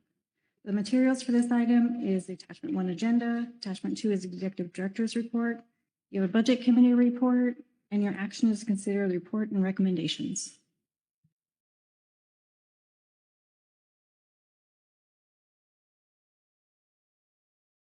Any questions of Patricia? We have a supplemental report from our chairman, Brad. On the Thank you. Vice Chair Smith, with that, I'll turn to Patricia to read the report into the record. Patricia? Thank you. Agenda item B2A, Supplemental Budget Committee Report 1. As discussed earlier, the committee met on Friday, November 14th. The National Marine Fisheries Service West Coast Region Sustainable Fisheries Division Budget Update. Mr. Ryan Wolf informed the committee that Congress had just passed a continuing resolution for fiscal year 2026 through January 30th after a government shutdown. Exact funding levels for the National Oceanic NOAA are not known at this time. Executive Director's Report. Mr. Merrick Burden provided the committee with an update on 2025 finances and forecasts for year end. Since the Council adopted its 2025 operational budget in September, there have been limited changes in the funding outlook since the Council's last meeting. Planned expenditures through year end is anticipated to be approximately 99% of the adopted budget. Mr. Burden described the resources that help support the Council process, including state, tribal, stakeholder, and other federal resources, in addition to the Council resources. Committee members considered how these resources have been applied and the degree to which these resources are aligned with the needs of federal fishery management along the West Coast. There is concern that resources could be better aligned to meet the current and upcoming needs related to salmon management. Mr. Merrick Burden introduced his staff proposed 2026 provisional budget. The rationale for this provisional budget was provided and includes consideration of upcoming Council programming. Based on the outlook for 2026, Council time and resources will be substantially focused on groundfish, followed by salmon, then highly migratory coastal pelagic species, then ecosystem matters. The budget also contains funding for 5 in-person meetings. These meetings consist of 4-day meetings in June and September, and a 5-day meeting the other times during the year. The proposed provisional budget also includes continuation of existing staffing levels, continued implementation of council efficiencies, consideration of contract needs, and continuation of existing stipend payment patterns. The committee was asked to weigh in on contracting needs related to 2 projects, assisting with trawl follow-on actions and assisting with stock complex analysis. The proposed 2026 provisional budget introduced by staff was $6,051,551, representing an increase of $125,000 over the adopted 2025 operational budget. This increase is largely due to the hybrid meeting in September 2025, vacant staff positions during the year, and changes in planned contracts through the council's no-cost extension and special project grants. Budget committee discussion on activities. Mr. Niles was elected to the BC to serve as vice chair for the year. The committee discussed the 2026 budget as presented and considered the uncertainties that exist with funding as we moved into the start of the year. There was a lot of concern about the status of our funding as the timing is uncertain. Due to the nature of the delayed spending account, leadership is comfortable with planning for the first part of the year and noted that most contracts would likely not be executed until after funding is known. The committee also discussed the need for a spring meeting. If such a meeting proves necessary, the committee expressed a preference for April.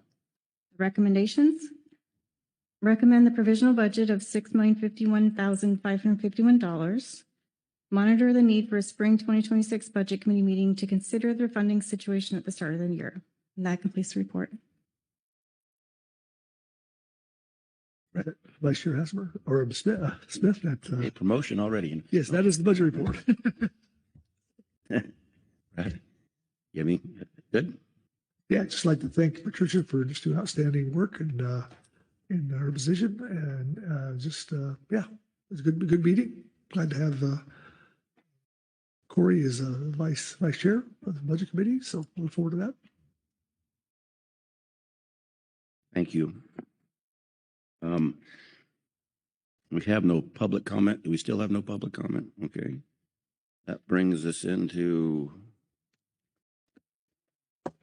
consider report recommendations and of the budget committee. I think we have a motion floating around. So if there's any discussion, yes, Dr. Lent. Thank you, Chair. I don't have a motion. I just had a question. I thought Director Burden was going to give a report. Should I wait for that? Yes, sir.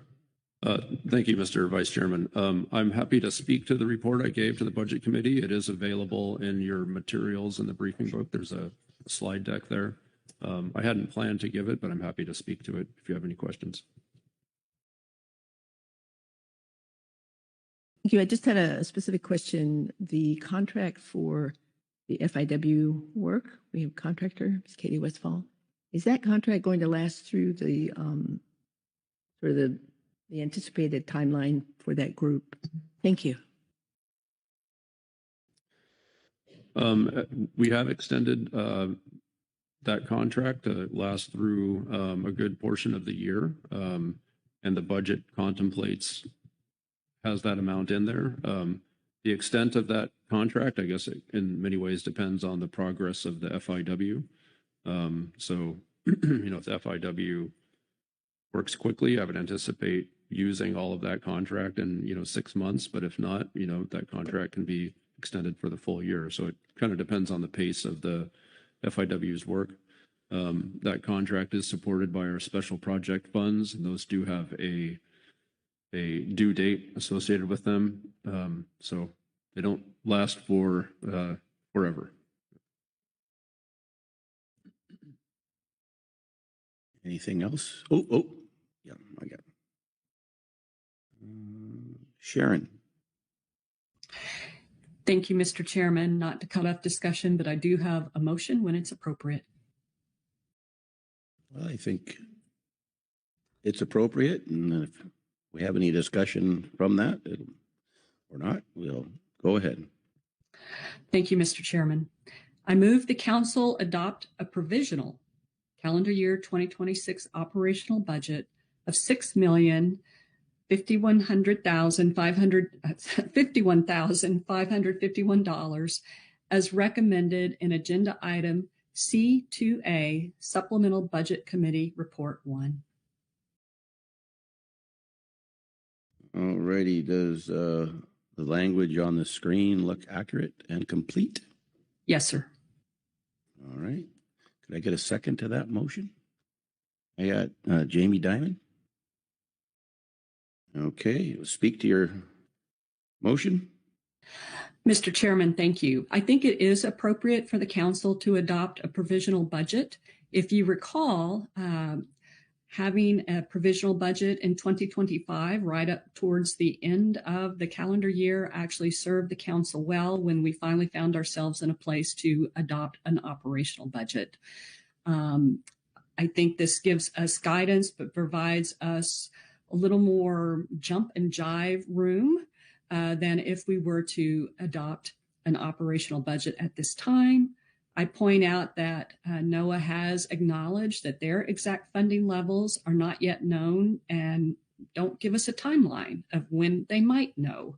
I just think this is a prudent step to take. I appreciate the recommendation of the Budget Committee. I also point out that they're comfortable with this budget because some of the contracting issues come later in the year for those decisions, and hopefully we will have more budget knowledge at that time. And that concludes my remarks.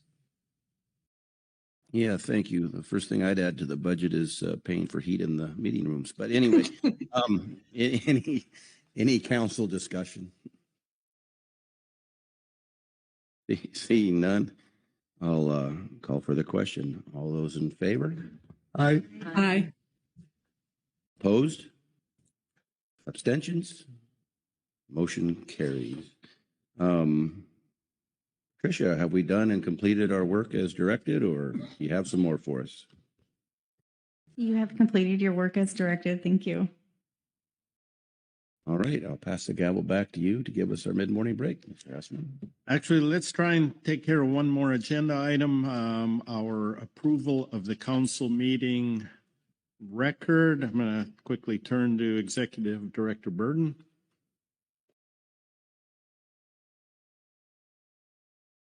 Sorry, Mr. Chairman, I'm delaying you. You're moving too fast for me. Just a minute here.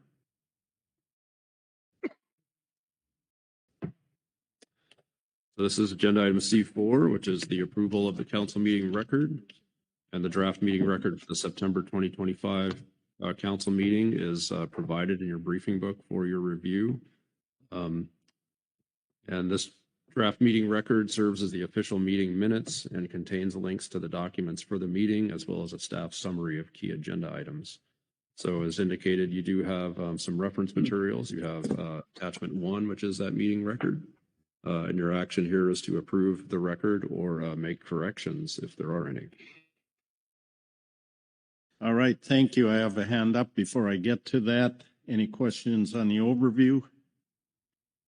Fairly clear. Sharon Kiefer. Mr. Chairman, not to cut off discussion, but when appropriate, I have a motion. We always have discussion with a motion, so go ahead with the motion. Mr. Chairman, I move the council approve the council meeting record for the 283rd session, November 2025. All right, that's short, accurate, and complete. Do you agree? Yes, sir. Thank you. Is there a second to the motion? Seconded by Corey Riding. Speak to it as necessary. Mr. Chairman, I find that the staff does a wonderful job of recording our sessions and wait for council approval. Thank you. Questions on the motion? Discussion on the motion? Call the question. All those in favor say aye. Aye. Aye. Opposed? Abstentions? Motion passes unanimously. Thank you, Sharon. Executive Director Burden, anything else to do on this one? Thank you, Mr. Chairman. That completes your tasks under agenda item C4. Excellent. Thank you. My clock says it's 10 o'clock. Let's take a break. 20 minutes. It'll probably turn to 25, but get checked out and ready to travel.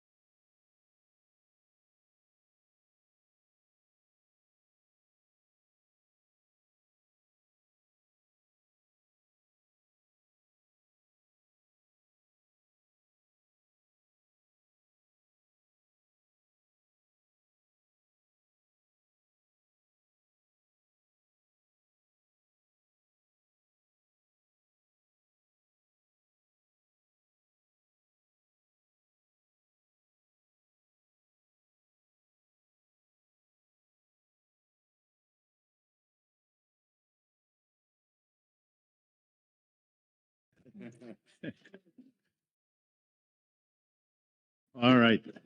With that chance to get bundled up and ready to spend some more time in the meat locker, let's continue our business here on agenda item C5, the membership appointments and COPS. Kelly Ames, would you introduce us to this session, this agenda item? Thank you, Chair Hassmer. It'd be my pleasure. This is agenda item C5, membership appointments and council operating procedures. For council officers, members, and designees, there were no changes to the council's membership roster submitted for the advanced briefing book. For council advisory body appointments, GMT, the California Department of Fish and Wildlife has nominated Ms. Christina Lingvay to one of 2 CDF&W seats on the GMT, replacing Mr. James Phillips. I'd like to thank Mr. Phillips for his years of service on the GMT. That was in your closed session materials, attachment 1, and you heard from the SSC under closed sessions about Ms. Lingvay's qualifications. For the Ecosystem Advisory Subpanel, Mr. Scott Ho resigned his position as the Washington at-large representative on the EAS. And pending your input here today, we do intend to advertise for this vacancy for consideration at the March 2026 council meeting. For the Salmon Advisory Subpanel, earlier in the week, you recall, we acknowledged at the banquet Mr. Jerry Reinhold for his years of service on the SAS. He did resign his position as the processor representative on the SAS. And pending your input today, we plan to advertise for this position as well for consideration at the March meeting. One notification we received during the week, which is not in your situation summary, Dr. Selena Happel has resigned her at-large position on the SSC. She really regrets this decision. When she had applied to be in the at-large role, she expected to step down as the department head at Oregon State University so that she would have the time and capacity needed to support the SSC. However, she has been requested to remain in that role for another 3 years. So she's unable to kind of meet the obligations of her work requirements with the SSC time commitments. So pending council input, we intend to advertise for this vacancy as well. For your ad hoc committees, the Fishery Innovation Work Group, Mr. John Ugoretz notified the executive director that Ms. Liz Helmers would no longer support the Fisheries Innovation Work Group as a highly migratory species management team representative due to her higher priority tasks within her state and council portfolio. For the Klamath River Work Group, at the September council meeting, the California Department of Fish and Wildlife expressed concerns about the status and productivity of the Klamath River Work Group, noting increasing challenges in staffing and participation. The work group progress on tasks directly related to the terms of reference has been hampered by the retirement of a key work group member, and the work group has been unable to reach agreement on other matters the council previously requested information on. In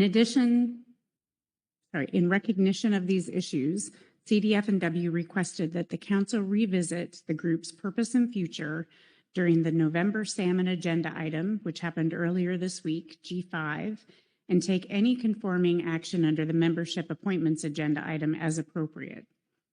Options for consideration included continuing the work group with revised objectives, restructuring its scope or membership, pausing its work if progress cannot be sustained, or disbanding the work group.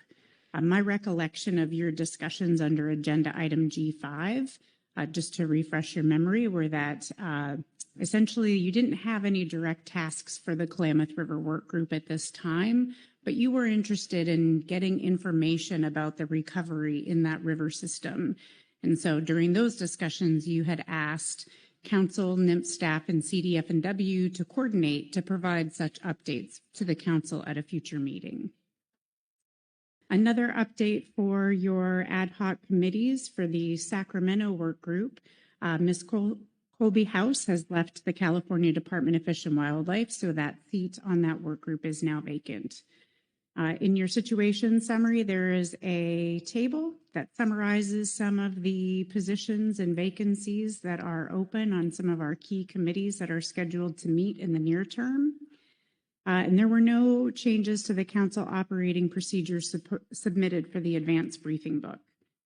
Your council tasks under this agenda item are to appoint a CDF&W GMT representative, consider advertising for the vacant Washington at-large position on the EAS, consider advertising for the vacant processor position on the SAS, consider advertising for the newly vacated at-large position on the SSC, and recommend next steps for the Klamath River Work Group.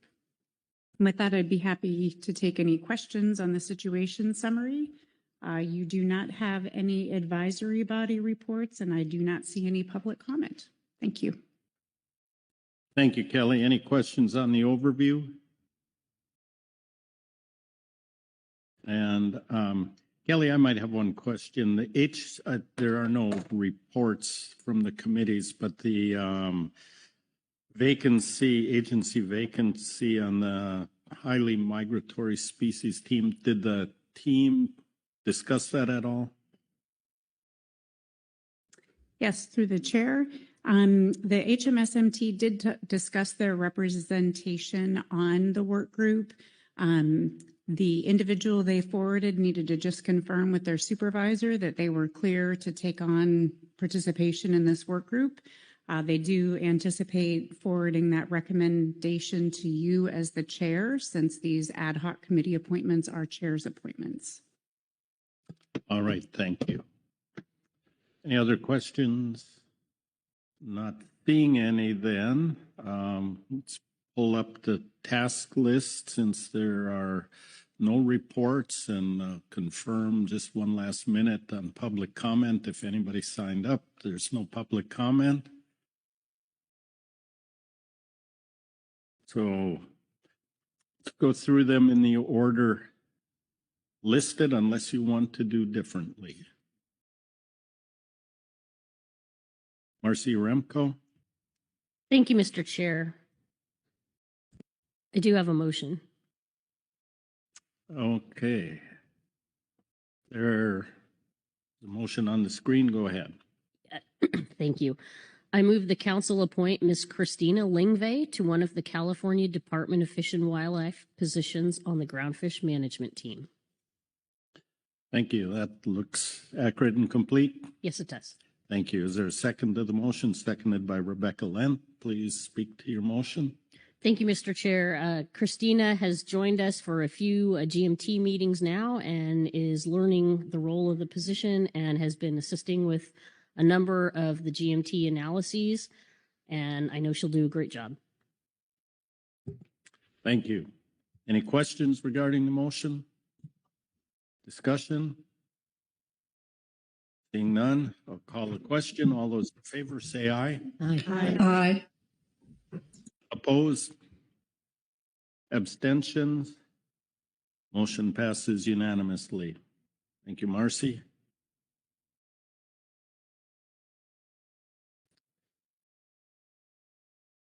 Back to our task list. We have, we can probably take 2 and 3 up at the same time. Advertising vacant positions on the Washington at-large position on the EAS and the vacant processor seat on the Salmon Advisory Subpanel. Any objections to going ahead with those advertisements? Any guidance regarding that? Could we also add number 4 to that motion? 2, 3, and 4? Oh, sorry. Yes, add number 4 to it. Everybody agree we're ready to do that? Not seeing any objections, so staff will go ahead, prepare that, get those advertisements out there. Lynn Mattis. Yeah, thank you, Chair. Before we get into number 5, since we're talking about vacancies on advisory bodies, We have had a vacancy in the ODFW CPSMT seat since Mr. Krutzikowski retired at the end of June. Thank Cheryl Flores for filling in. We do not have a plan at this point, but we hope to come back to you all in March with a plan of how we are going to cover that seat. So stand by. All right, thank you. Any other updates on vacant positions or anything? Not seeing any.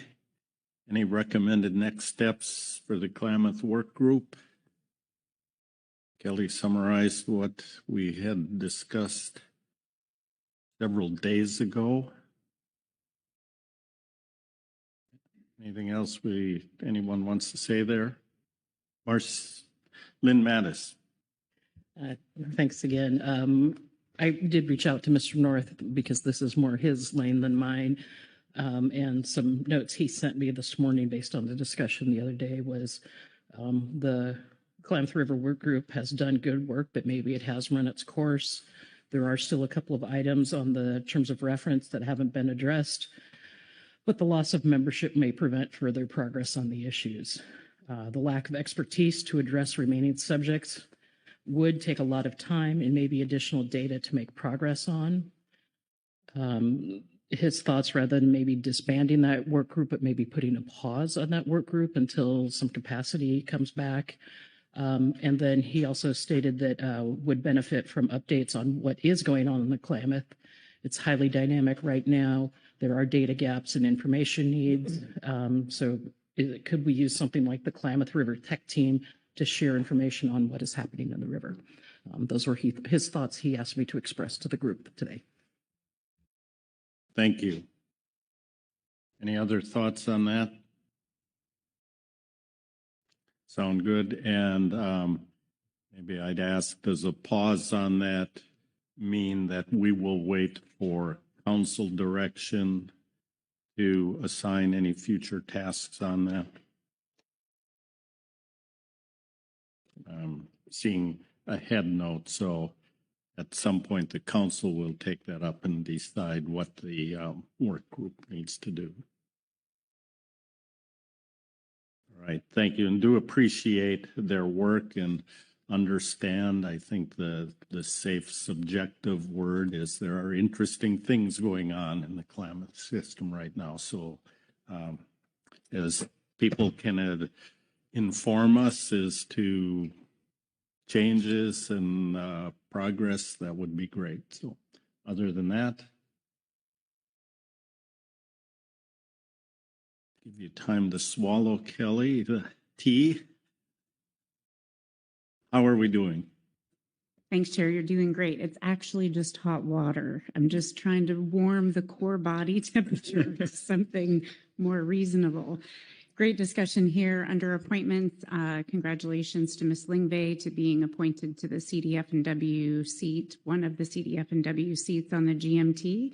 And after this meeting, timed, around the holidays, so we get maximum, we will time the announcement after the holidays, so we get maximum attention to those three positions. We're going to advertise for the Washington at-large position on the EAS, the vacant processor position on the SAS, and the newly vacant at-large position on the SSE. I just really wanted to thank the folks that have been in those roles over the last couple years. In particular, Dr. Happel was really a lot of feedback from the SSE about her valuable contributions. And I did tell her when she really does retire, we would still be here and welcome an application. So we'll get on that. And then, yes, we'll sit tight on scheduling any Klamath River Work Group meetings until we get direction from the council. Thank you. Thank you. With that, I think we've completed our work here. Just make sure there's no other hands. Not seeing any, we'll close out that agenda item and move on to our future council meeting agenda and workload planning. Executive Director Burden. Yes, thank you, Mr. Chairman. And let's see, council members, this is agenda item C6, which is future council meeting agenda and workload planning. This agenda item is intended to refine general planning for future Pacific Fishery Management Council meetings. The focus at this meeting is on finalizing the proposed agendas for the March and April, both 2026 meetings. Those meetings are scheduled to be in Sacramento and Portland, Oregon, respectively. So you have a few things to help facilitate your planning. Per usual, you do have a preliminary year-at-a-glance summary. You also have a supplemental revised year-at-a-glance summary. And per normal course, we tend to update that throughout the week as your conversations unfold. And similarly, you also have a quick reference for both the March and April, and also a supplemental quick reference for March and April that we have updated as we've gone throughout the week. I would also flag that I've put together what I'm calling a supplemental executive director's report. And we talked about something similar last November. And so this supplemental executive director's report is an assessment and forecast of staff capacity over the next 6 months. I find it helpful to look at that and consider what we are actually capable of doing as we look at our year-at-a-glance in March and April meetings. In addition to those matters, Mr. Chairman, you do have several advisory body comments. And at the moment, I do not see any public comments signed up. I'm happy to take any questions. Otherwise, I can walk you through my supplemental ED report and the supplemental revised year-at-a-glance and March and April quick reference agendas. Thank you. A quick look around, see if there are any questions on the business before us. Not seeing any questions, then please proceed. Okay, thank you. Let's see, I'll start with the supplemental executive director's report. I did just post this morning, so I don't expect that you've had a chance to look at it, so I will take a few minutes to walk you through it. It is included in your briefing book as agenda item C6A, supplemental ED report. So this report is provided in the interest of helping provide the council with information that assists with workload planning and prioritization.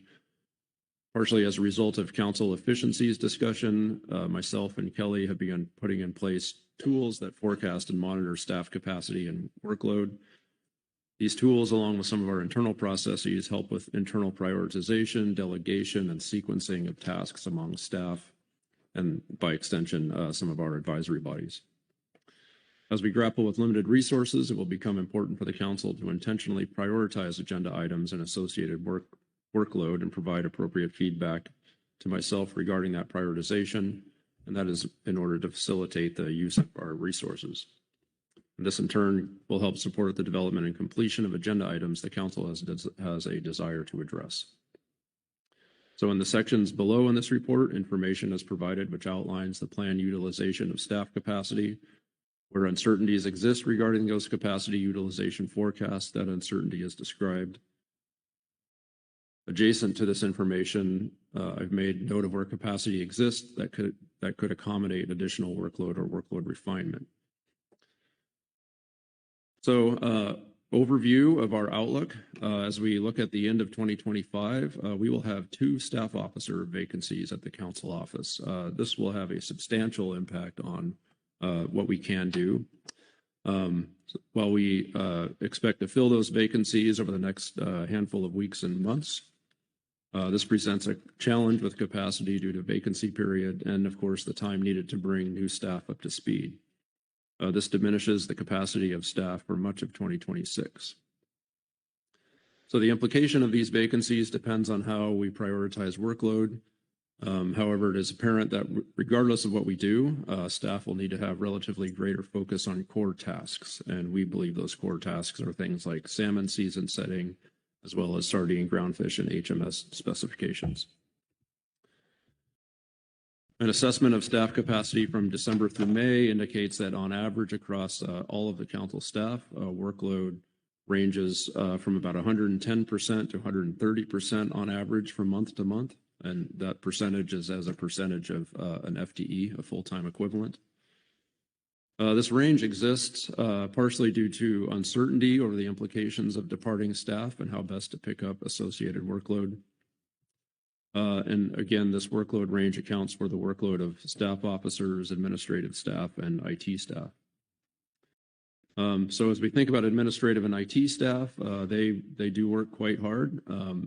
Their work demands tend to be relatively predictable. Staff officer capacity can vary substantially based on your priorities. So on a fishery management plan and project-specific basis, we've put together this table that is in this executive director's report that itemizes our capacity according to each of these major project areas. So on salmon, our salmon staff officer is forecast to work roughly 115% of full-time during the next 6 months. There's a peak during that March and April period of about 150%. After that time period, I was about to say require or request, but I actually tend to require some downtime of that person so that they don't burn out. And that means that June capacity and July is usually quite limited. Groundfish, this is a heavy groundfish spring. Our groundfish staff officers are forecast to work roughly 115% of full-time during the period. There's some peak workload demands that near about 150% as final action on groundfish specs comes to completion. And it is likely that the average workload for our groundfish staff officers will actually go up compared to these numbers because of our staff vacancy. These numbers were put together before we knew of our latest vacancy. Let's see, as we look out beyond June, it's unclear what the capacity will be. That depends on getting 2 new people up to speed and getting them going, and we just don't have a good outlook on that just yet. Halibut, so halibut, we have staff officers that work on halibut, also work on salmon and groundfish. Those people, again, are about 115% with months that greatly exceed that, depending on the timing. We do not see the ability to take on halibut matters in the first part of the year. I'll just be direct about that. CPS, our CPS staff officer workload forecast is approximately 110% of full-time during the period. Our main CPS staff officer also works on groundfish, and we may ask this person to step in and fill some of the gaps that have been left due to vacancies. So it's possible that 110% may be an underestimate. Our staff officers that work on HMS are right about at full time, and these folks are supplemented with contractor support. Our HMS staff officers also work on marine planning, habitat, and our special projects. So depending on what we do there, that affects their workload as well. And then after that, our ecosystem, marine planning, habitat, and special projects, these are the same people. So that time estimate is also at about full time. So I think that's important context before we look out across the next few months. I'll pause there and see if there are any questions about that report. Questions regarding the report? Seeing no questions, please continue. Okay, let's see. I will first start with the preliminary year-at-a-glance summary and just want to orient you to a few things. So once again, I'm working off of the supplemental attachment 4.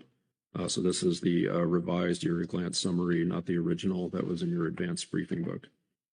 So looking at March, we do have a very groundfish-heavy March currently on the docket. I have some questions about our ability to do all of these things, just given our workload. We also heard some concerns earlier today from both the GAP and GMT about trying to do too many things in one meeting. One thing I would flag for you under groundfish, the phase 2 stock definitions, that is actually final action. Usually we make note of final action. That's just wasn't included there, but that's a final action agenda item. We do need to take final action on this matter. March is a HMS meeting. You see several items there. One on the HMS roadmap, we do have final part 1, which is what we're referring to, the sort of a sequence of events on that roadmap. The part 2 would come toward you in June. Salmon, of course, March is a very heavy salmon meeting. One of the items that is not typical for March is the SAC Fall SMSY peer review charge. We discussed that earlier this week. If we're going to establish a peer review process and panel, you should expect then to have a draft terms of reference, work plan, some format, thinking about how to carry that out. We do have ecosystem matters in March. We have a Pacific halibut matter there that really comes through our salmon and groundfish process. So that's not a new matter. That's just sort of par for the course as we go through our spring management. And then on the cross FMP, we're scheduled to take up a report of the Office of National Marine Sanctuaries. Looking out to April, then we have a CPS meeting in April. April, of course, is another groundfish meeting as we head into our final decision on groundfish specifications. So at this point, it does look a little bit lighter than March. And I guess I would just flag for you, there may be some opportunities to move some of the March items over to April if there are concerns about trying to cram too many things into one meeting. You have a couple of shaded items under April. So specifications, flexibility. This is an item that I think a lot of us are really excited about, but it's hard to identify this as a core task that would be on the same footing as our groundfish specifications. So as we're looking at capacity limitations, that might be one that we have to push back to June or so. So that's why it's shaded. And then you see, we originally had a conversation about this groundfish risk management framework. We just, at this point, we don't see an ability to take that up in April, but we've moved that over to June, still as a shaded item. Of course, salmon. Salmon is an important topic in April. We've proposed shifting our EFH Phase 1 report over to September. That is also just a workload and timing matter. Let's see, and then going to the bottom, you do have a special project item titled Adaptive Management. So that's EFPs. We have local traditional knowledge, some if-then topics that you discussed in September, as I recall. What we're also planning to do is bring back this discussion we've been having with NIMS leadership about our capacity and how to align capacities and prioritization, and looking to bring that back to you in April. We were originally supposed to talk about that here, but of course the furlough disrupted that plan. Getting to June, June is then another important groundfish meeting. This was essentially final action on specifications, so there's a lot of work by all of our groundfish people coming out of this meeting and proceeding through June. We are tentatively planning to engage in trawl follow-on action scoping in June. And once again, we've shifted that risk management discussion to that meeting as well. Let's see, other things to highlight.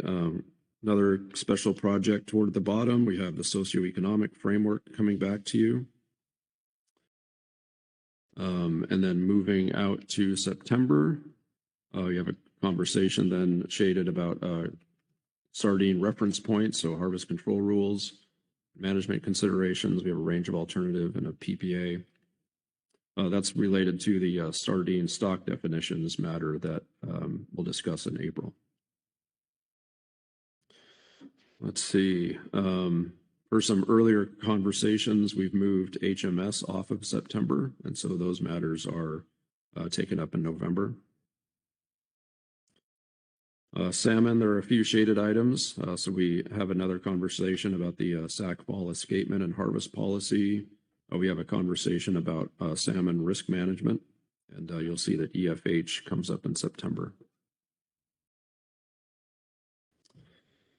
Let's see, moving over to November, a couple of things to highlight for you. On the CPS side, we do continue that sardine reference point matter into November. Trawl follow-on actions of Groundfish were scheduled for a purpose and need and a range of alternatives in November. On salmon, Sacramento Fall Chinook matters continue into November, where you're scheduled to adopt a PPA, and all of that is shaded. So let's see, I'll pause there, Mr. Chairman. I don't feel the need to provide an overview of March and April. It's kind of redundant to my overview on the YAG, so I'll stop there and happy to take any questions. And if there aren't any questions, I would suggest you take the reports of advisory bodies. Thanks. Maybe before I look around, I'm going to ask my questions, probably obvious to everyone else, but on the March and April QRs relative to your supplemental report, the salmon staff officer is forecast to work roughly 115% full-time with a peak of 150. Does what's laid out for March require that 115 to 150, or do you plan this around they can work 100%? That makes sense. Just trying to think, if we go with this agenda, then that's going to require those high demands on the staff officers. That's what it takes to get this work done for our meetings that's put in the schedule here. Yeah, thank you, Mr. Chairman, and I thank you for your concern about our people. So I guess what I would highlight for you is that there's no way around a very intense March to April workload for our salmon folks. Perhaps what you're curious about are the matters that are not directly related to salmon season setting. And so essentially that comes down to the SAC fall SMSY matters. So in talking with Angela, December is the time where she'll be working on that for the most part. And so that is before we really start to gear up on our salmon season setting. And so that matter gets her to, full time through December. I'm sure you don't have any problem getting her to full time, but that's what she would be spending the bulk of her December working on. And then essentially staffing these matters in March and April. So I don't anticipate the work on that matter spilling into January and February and March too much. So if we were to eliminate that, I'm not sure that it would really help with the workload all that much. All right, thank you. Other questions? Heather Hall. Thank you, Chair Hassemer. This might be a question or a comment to NIMS, but Merrick, when you talked about the phase 2 stock definition, final action in March, the pause on that was really to facilitate time with the states and NIMS, and that hasn't happened because the federal government shut down. So like a lot of things we've talked about at this meeting being impacted by that, that's just one of those where we haven't had those conversations. So I don't know if that makes it an opportunity to move somewhere else. I'm not recommending that. I'm just being open about that. I know you know, but. Ryan Wolf. Yeah, I can speak to that now. I was going to note it in discussion too, but we understand that, but we still are committed to having those discussions over the winter. We do think, we are ready to, we had a lot of discussion in September. So we do think it's important to continue to have on the March agenda, but that is one of our top priorities to continue to have those discussions with the states over the winter here. Thank you. Thank you. Marcia Remco. Thank you, Mr. Chair. Appreciate, Merrick, your overview on Sacramento and the items on the year at a glance. I recall our discussions earlier this week and the peer review tour item in March and April makes a lot of sense following from that discussion. But when I looked to September and November and this item on the escapement and harvest policy, is that how does that relate to the discussion materials that we were considering regarding an FMP amendment for SACFAL? Executive Director Burden. Yeah, thanks, Mr. Remco. Appreciate the question. So the way that I think about this is that the March and April process really defines the scientific basis, and so that'll happen after April, sometime between June or July, and then the harvest policy becomes more of it's a policy discussion, not an objective science discussion. So that is the FMP amendment process that we're beginning. Thank you. That's helpful. If I can, on the next September item, the risk tables, and now it says and other approaches scoping. I know we've had risk tables as a shaded item on the YAG for some time, and it's moved a few times, but maybe you can elaborate on what the other approaches might entail. Thanks. Yeah, thank you. I appreciate that question. There have been a couple of papers, in particular, one that I'm thinking about that was put together by Dr. Will Satterthwaite, and it looks at forecast error and raises the prospect of how to use buffers and other things. And the SSC has proposed this as a methodology review topic several times, and the council has declined over the last couple of years. And my sense from those conversations is that there isn't a clear understanding of what that is, and there's also not a clear understanding, especially on my part, perhaps, that it's purely a science issue. That it seems like there's some objective science matters in that paper. There's some policy matters in that paper. And there's also the assumption of perhaps of using buffers to address these things, which I think is a council call. And so as I think about that paper, and the SSC clearly understands it and thinks it's valuable for the council to contemplate, I think we should first get an understanding of what it is before moving down the road and figuring out which part of that is really a science call and which part of that is a management call.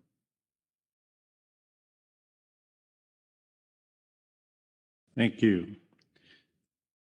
Corey Ridings. Thanks, Chair. Thanks, Merrick. I'm looking at the March ecosystem, and it just says workshop planning.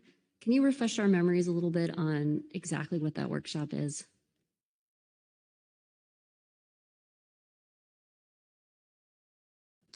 Yes, thank you, Ms. Ridings. Appreciate the question. We had, let's see, I might look to Ms. Ames here just to make sure I'm thinking of the right workshop. We had been talking about a workshop on dynamic ocean management. That conversation has evolved a bit. So instead of focusing on a tool that would then be explored to figure out what sort of problem we could address with that tool, instead we're thinking, let's first be clear on the problem that we want to achieve, and then figure out the tool. And so dynamic ocean management becomes a part of that discussion. So we're scheduling that on your agenda so that we can talk about that and get your feedback about whether that's the right direction or not. I think that's the right workshop. Yeah. Thank you, Kelly. Corey, go ahead. Thanks, Merrick. Is the intention then, if that's what's going to happen in March, that I see workshop report in September? So it would seem natural to assume the workshop would happen at some point between those two time points. Yeah, that's correct, Ms. Ridings. Okay, thank you. Other questions? Not seeing any then. Thank you. We will move to our reports. A number of them. First up is the Scientific and Statistical Committee, Dr. Jason Schaffler. Good morning, Dr. Schaffler. Good morning, Chair Hassemer and members of the council. Can you hear me okay? Yes, we can. Excellent. I will be I am Jason Schaffler. I will be reading Agenda Item C6A, Supplemental SSC Report 1, Scientific and Statistical Committee Report on Future Council Meeting Agenda and Workload Planning into the record. The Scientific and Statistical Committee discussed workload planning and has the following updates to its September 2025 statement under this agenda item. The SSC Ecosystem Subcommittee anticipates conducting its annual review of ecosystem report science topics on either December 18th or 19th, 2025 as a virtual meeting based on the proposals adopted by the Council in March 2025. And as I understand, this might have been shifted a little bit due to new Federal Register notice requirements. So I'll be happy to discuss that at the end. The SSC recommends that a 2-day virtual meeting of the full SSC be held to conduct additional review of the widow rockfish stock assessment, ideally during the week of January 19th, and scheduled concurrently with the groundfish stock assessment process review meeting in late January. The SSC suggests January 20th and 22nd, 2026 to allow for requests and responses by the stat. This would also allow most stock assessment process participants to attend both this supplemental review and the process review meeting. The SSC requests participation from the Groundfish Management Team, Groundfish Advisory Subpanel, and if possible, the Center for Independent Experts reviewer who participated in the 2025 stock assessment cycle. The SSC recommends that the SSC Groundfish Subcommittee hold a groundfish stock assessment process review meeting in January, on January 21st and 23rd, 2026, as a 2-day virtual meeting with participation from the GMT, GAP, CIE, and other stock assessment participants to discuss and provide feedback from the 2025 stock assessment cycle.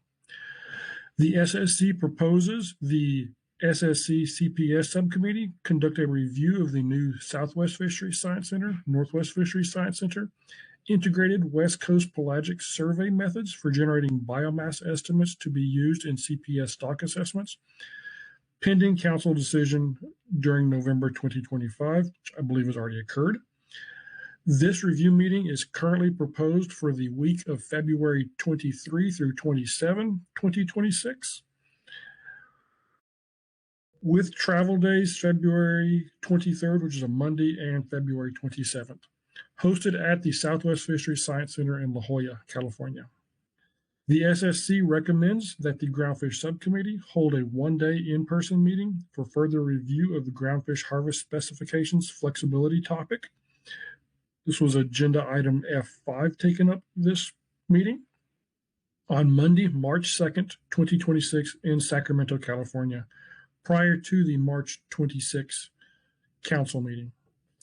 The Groundfish Subcommittee anticipates conducting a groundfish stock assessment methodology review meeting during 2026 for the commercial fishery dependent index standardization topic adopted at the September 2025 council meeting.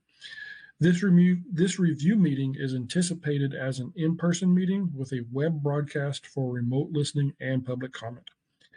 The SSC Salmon Subcommittee notes that a salmon methodology review is anticipated to occur in October of 2026 if needed, and that an in-person meeting would be preferable. A peer review in which some or all members of the Salmon Subcommittee would participate is also being discussed for June of 2026. The SSC Ecosystem-Based Management Subcommittee anticipates conducting a review meeting should the council adopt any science topics from the March 2026 meeting. This meeting would be anticipated to occur in late fall of 2026. That concludes the SSC statement on this agenda item, and I would just point you toward a table at the end of the statement that includes everything that was just discussed here. And on that note, I would be happy to take any questions the council may have. Look around and see any questions on the SSC report. And not seeing any hands. Thank you, Dr. Schaffler. Next, we have a Groundfish Advisory Subpanel report, Susan Chambers. Hi, good morning. Thank you, Mr. Chair and council members. My name is Susan Chambers, and I will be reading the Groundfish Advisory Subpanel Report on future council meeting agenda and workload planning.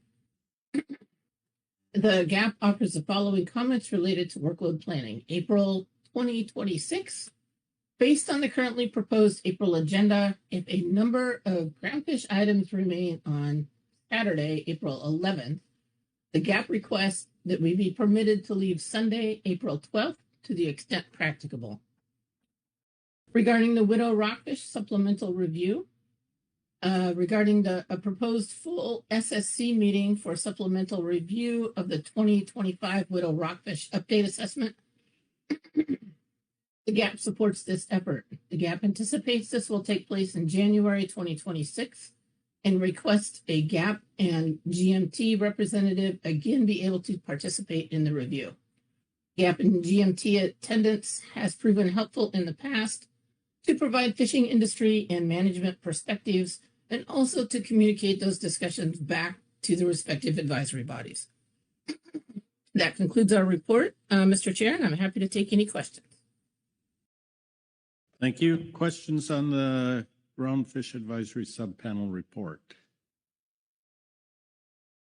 Kelly Ames. Thank you, Chair. Thank you, Susan, for the GAP report.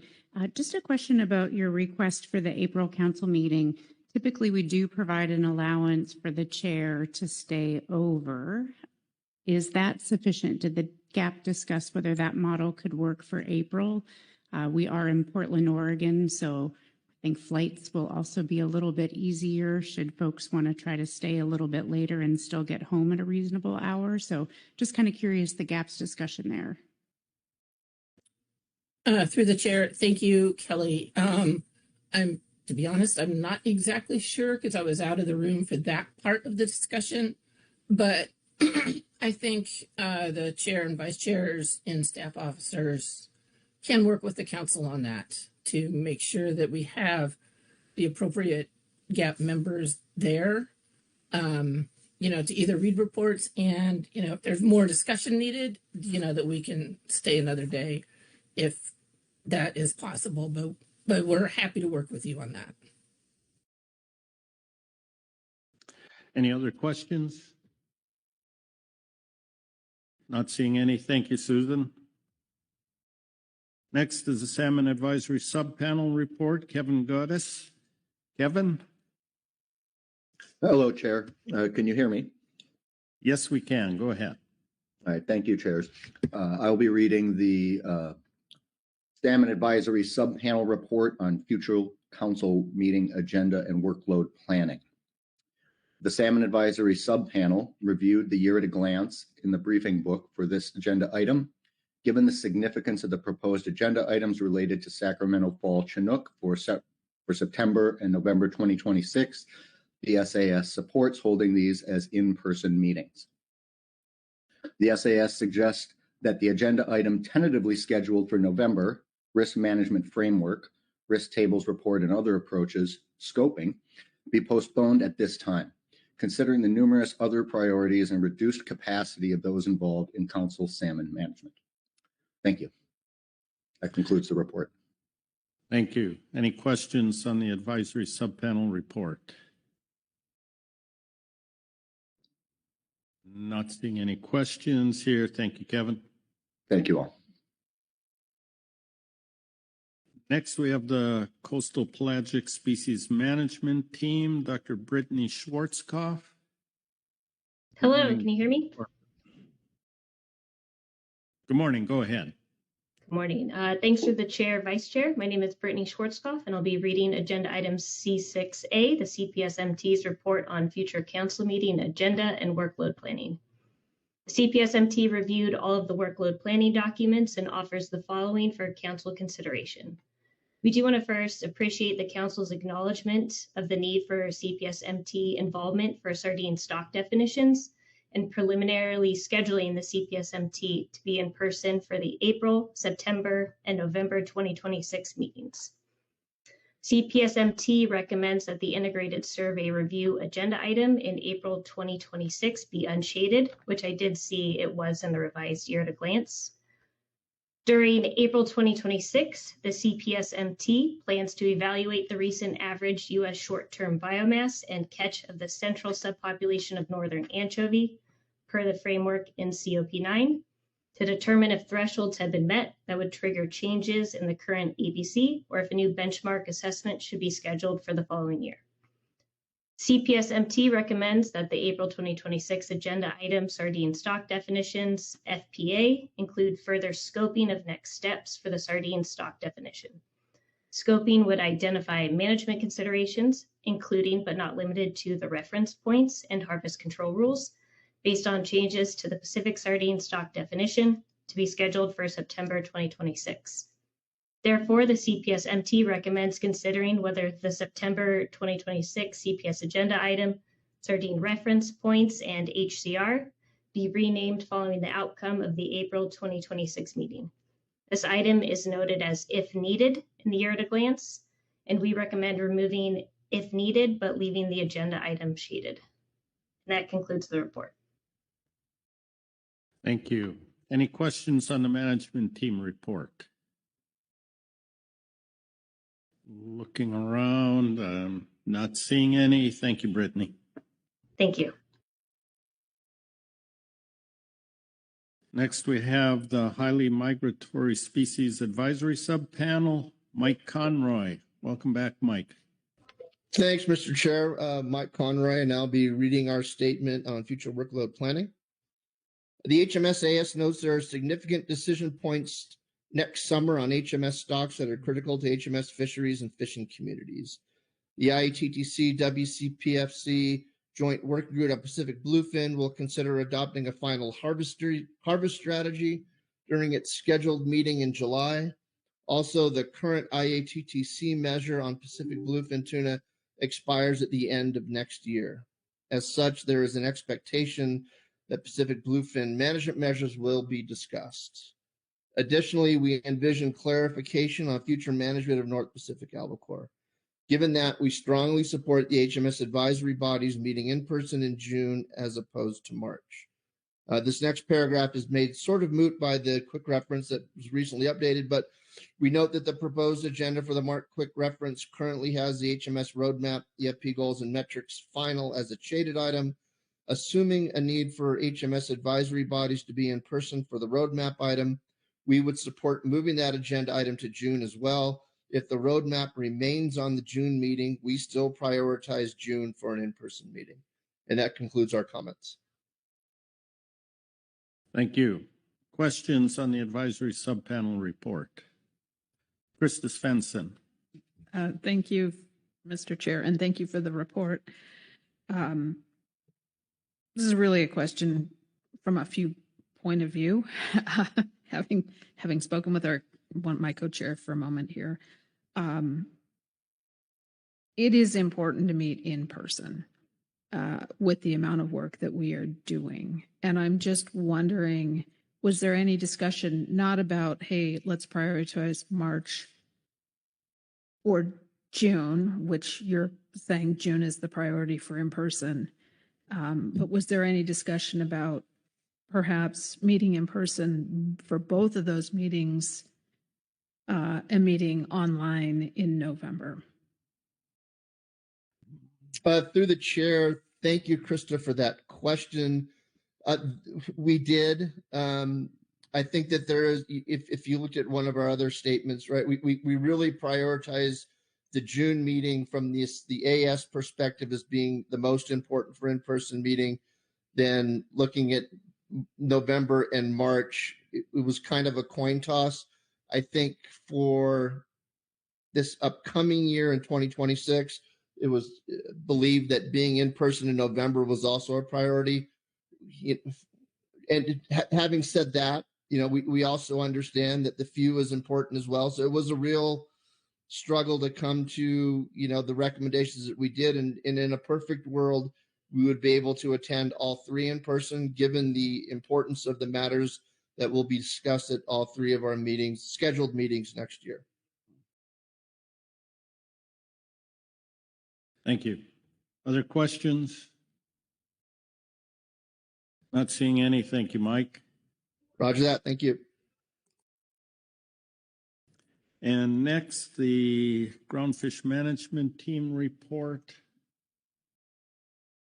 Whitney Roberts.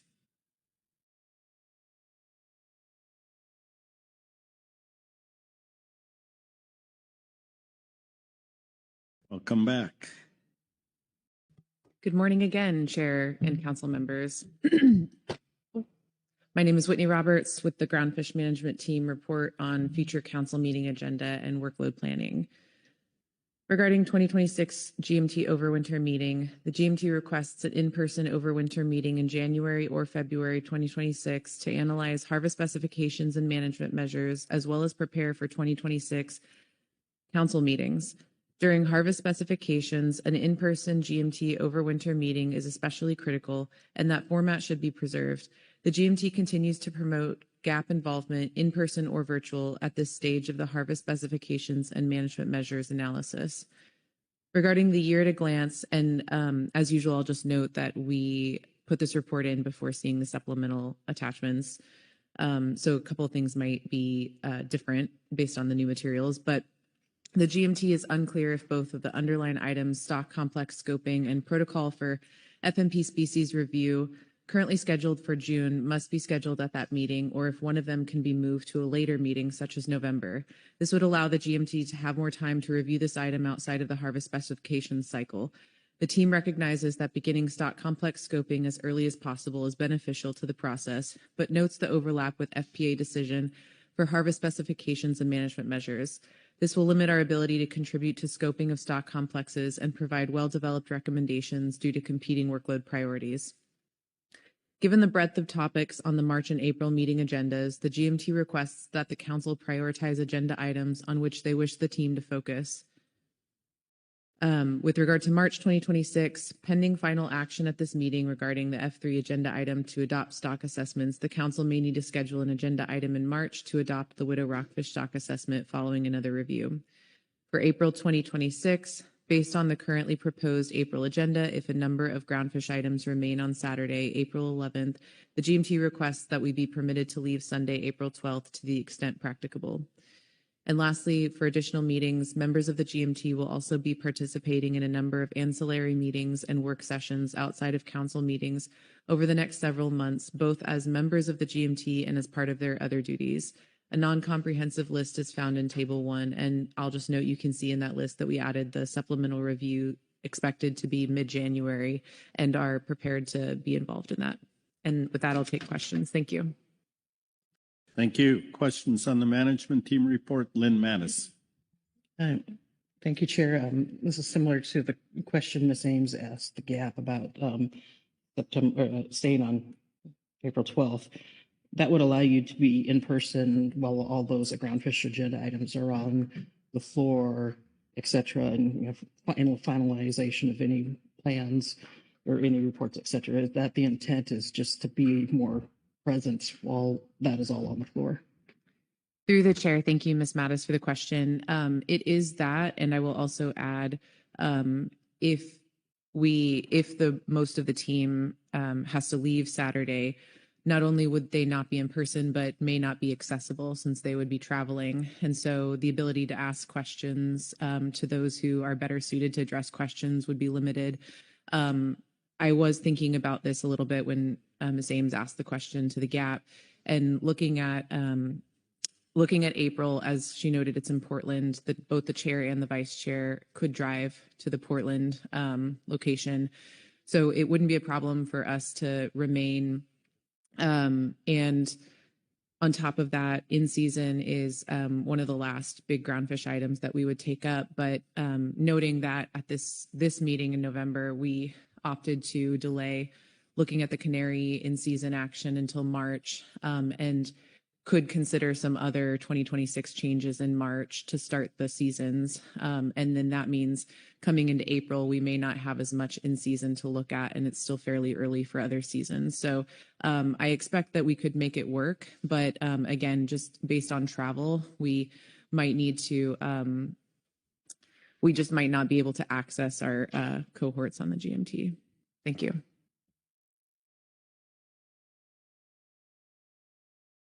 Any other questions? Seeing none, thank you, Whitney. That completes our reports and takes us to public comment. There is no signups for public comment. So that will take us into our council action. Items are up there before us. Review all this information and provide guidance on March, April agendas and priorities for advisory body workload considerations. Lynn Mattis. Thank you, Chair. I think I've got like 3 things, if that's okay.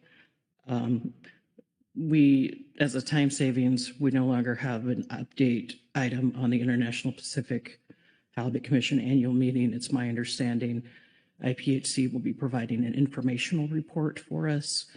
In the past, there has been an expectation that a couple of us council members who attend the meeting and or our state folks provide an update. We've done it verbally the last couple of years. Is there any sort of expectation for something like that again this year, or will we just let the IPHC report stand?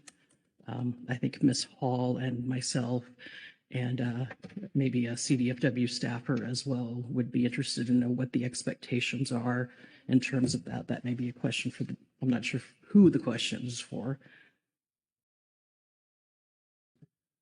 I will look at Executive Director Byrd. Thank you for that question, Ms. Mattis.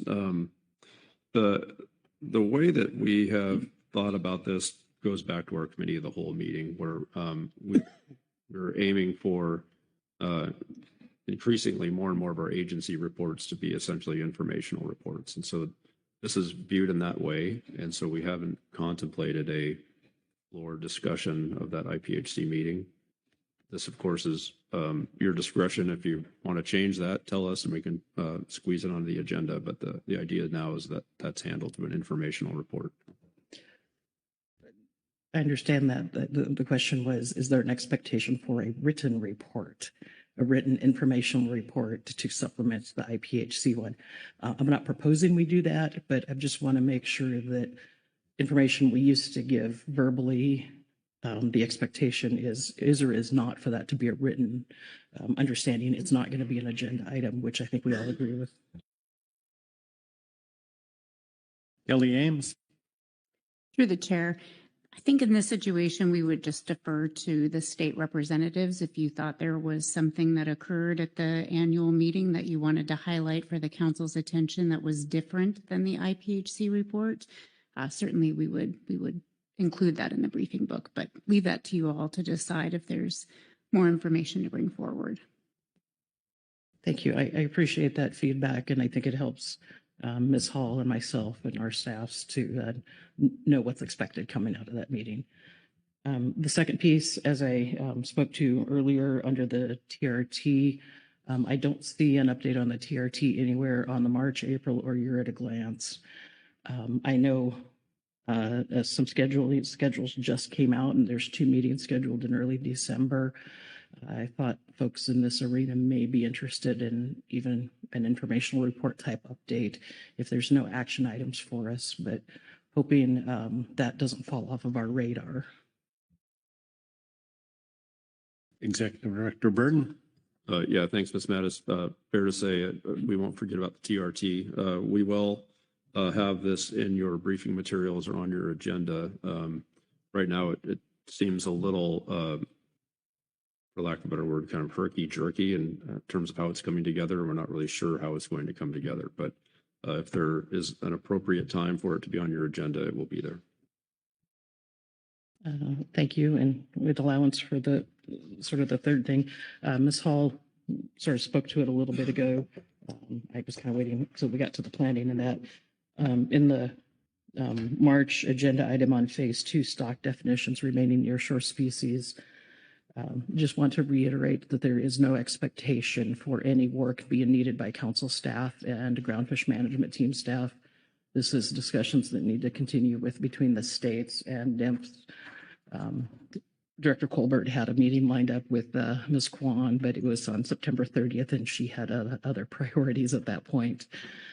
I expect and hope we are able to have those discussions, but just wanted to reiterate the expectations that there was no expectation for council advisory bodies, et cetera, have to do work. That is stuff for the states to be working on, and we'll try to provide whatever update we can in March. Thank you. Thank you. Other discussion, guidance, comments? Rebecca Lent. Thank you, Chair. And I just want to thank Ms. Mattis for reminding all of us that we need to keep the TRT on the agenda.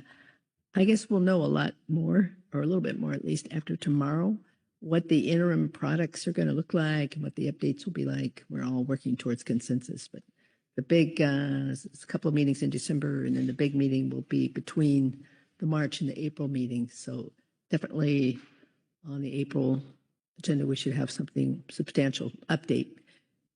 Thank you. Thank you. Anything else?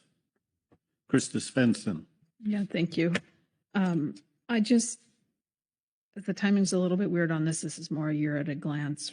I want to note that the March meeting is currently scheduled to be in person for HMS. I think that would be beneficial based upon the amount of work that we are asking the few, but I also, just looking forward, think it is imperative based upon the numerous requests we've had from HMS AS that we also have them in person in June. Ideally, we would, particularly with cutting a meeting this year, have them in person for all three, similar to our colleagues on the GAP and GMT under an earlier agenda item. I mean, meeting in person is certainly easier. I think when we're asking teams to meet fewer times, it becomes even more critical. But I would say definitively March and June, just based upon the work we were asking people to do, not just for regular HMS work, but the additional workload of the few and the timing around that, it would be important to have both of those. And then we can hear back from them in March about the need for November.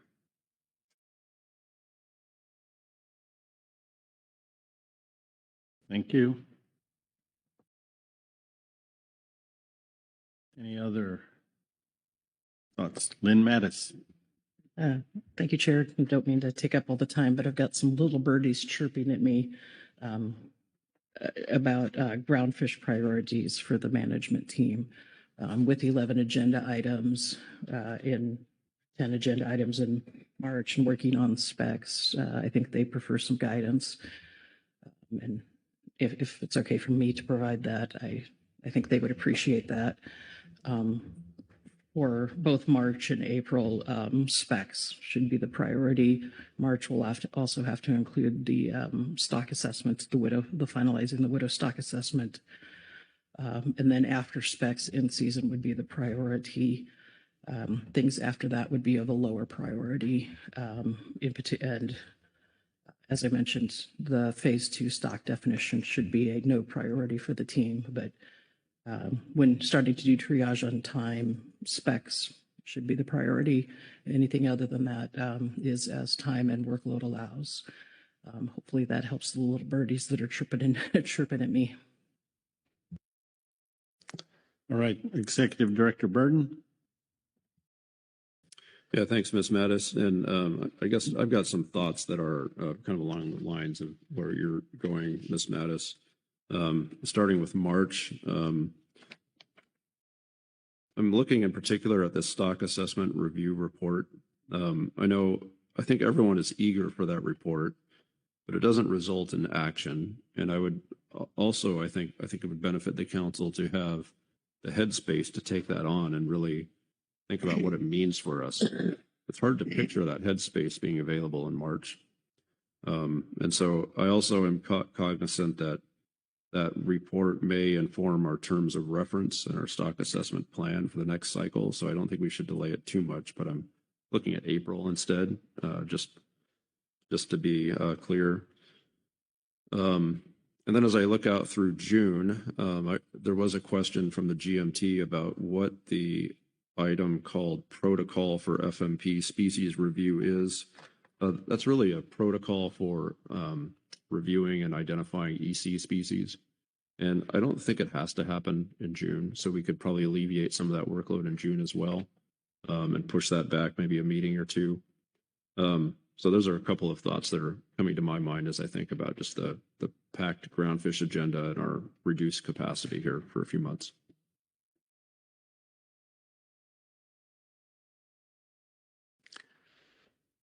Other comments? Heather Hall. Thank you, Chair Hasmer. And thank you, Ms. Mattis and Director Burden, for those comments. I agree, Lynn, with the guidance you offered on priorities for the GMT, but also just wanted to flag, I think you're exactly right about specs being the top priority, given that we didn't that we kind of put our end season into March. I see that as a priority too, but also just wanted to flag that the workload and new management measure, I think would fall in line after those. So I didn't hear you mention that and just wanted to speak to it. And then maybe this is just my thought, and this, I think Lynn spoke to this when we first started this conversation, but the March meeting in terms of the specs is really just as needed, right? So anything that was flagged over the winter that the GMT or the GAP say, we need the council's attention on this. We identified XYZ that they need to look at would be all that we're asking for the specs. And I see, 11 is limited actions, but I just wanted to say that out loud. That expectation for March on specs is very specs light, not heavy.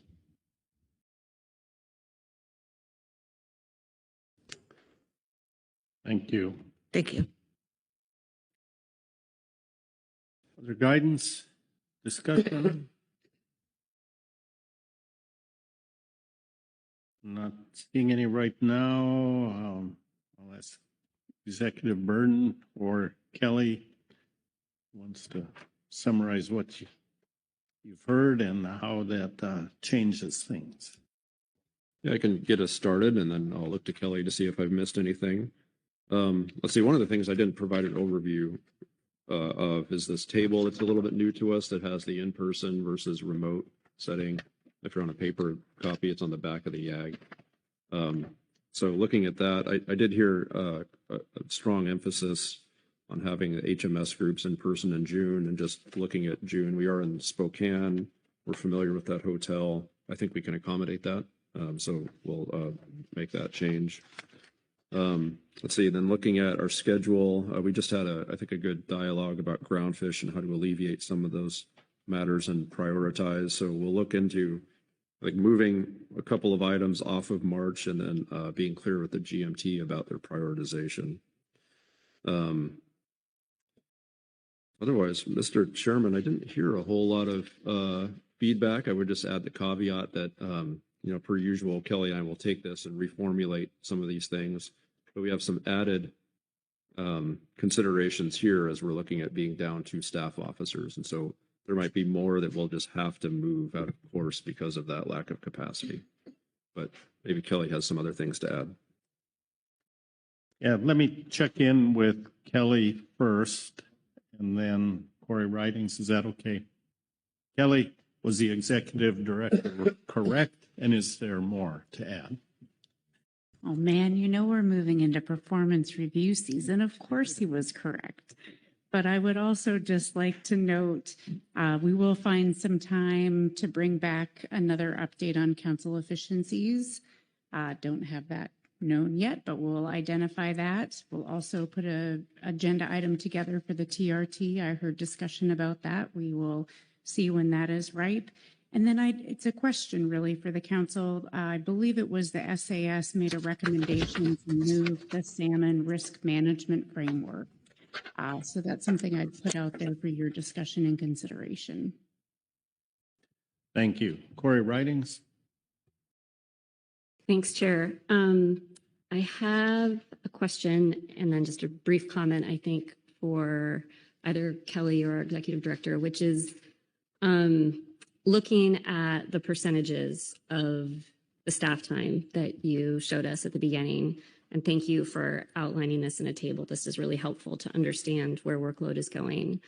Are those increases, or is that overtime, I guess I'll call it, or above 100%?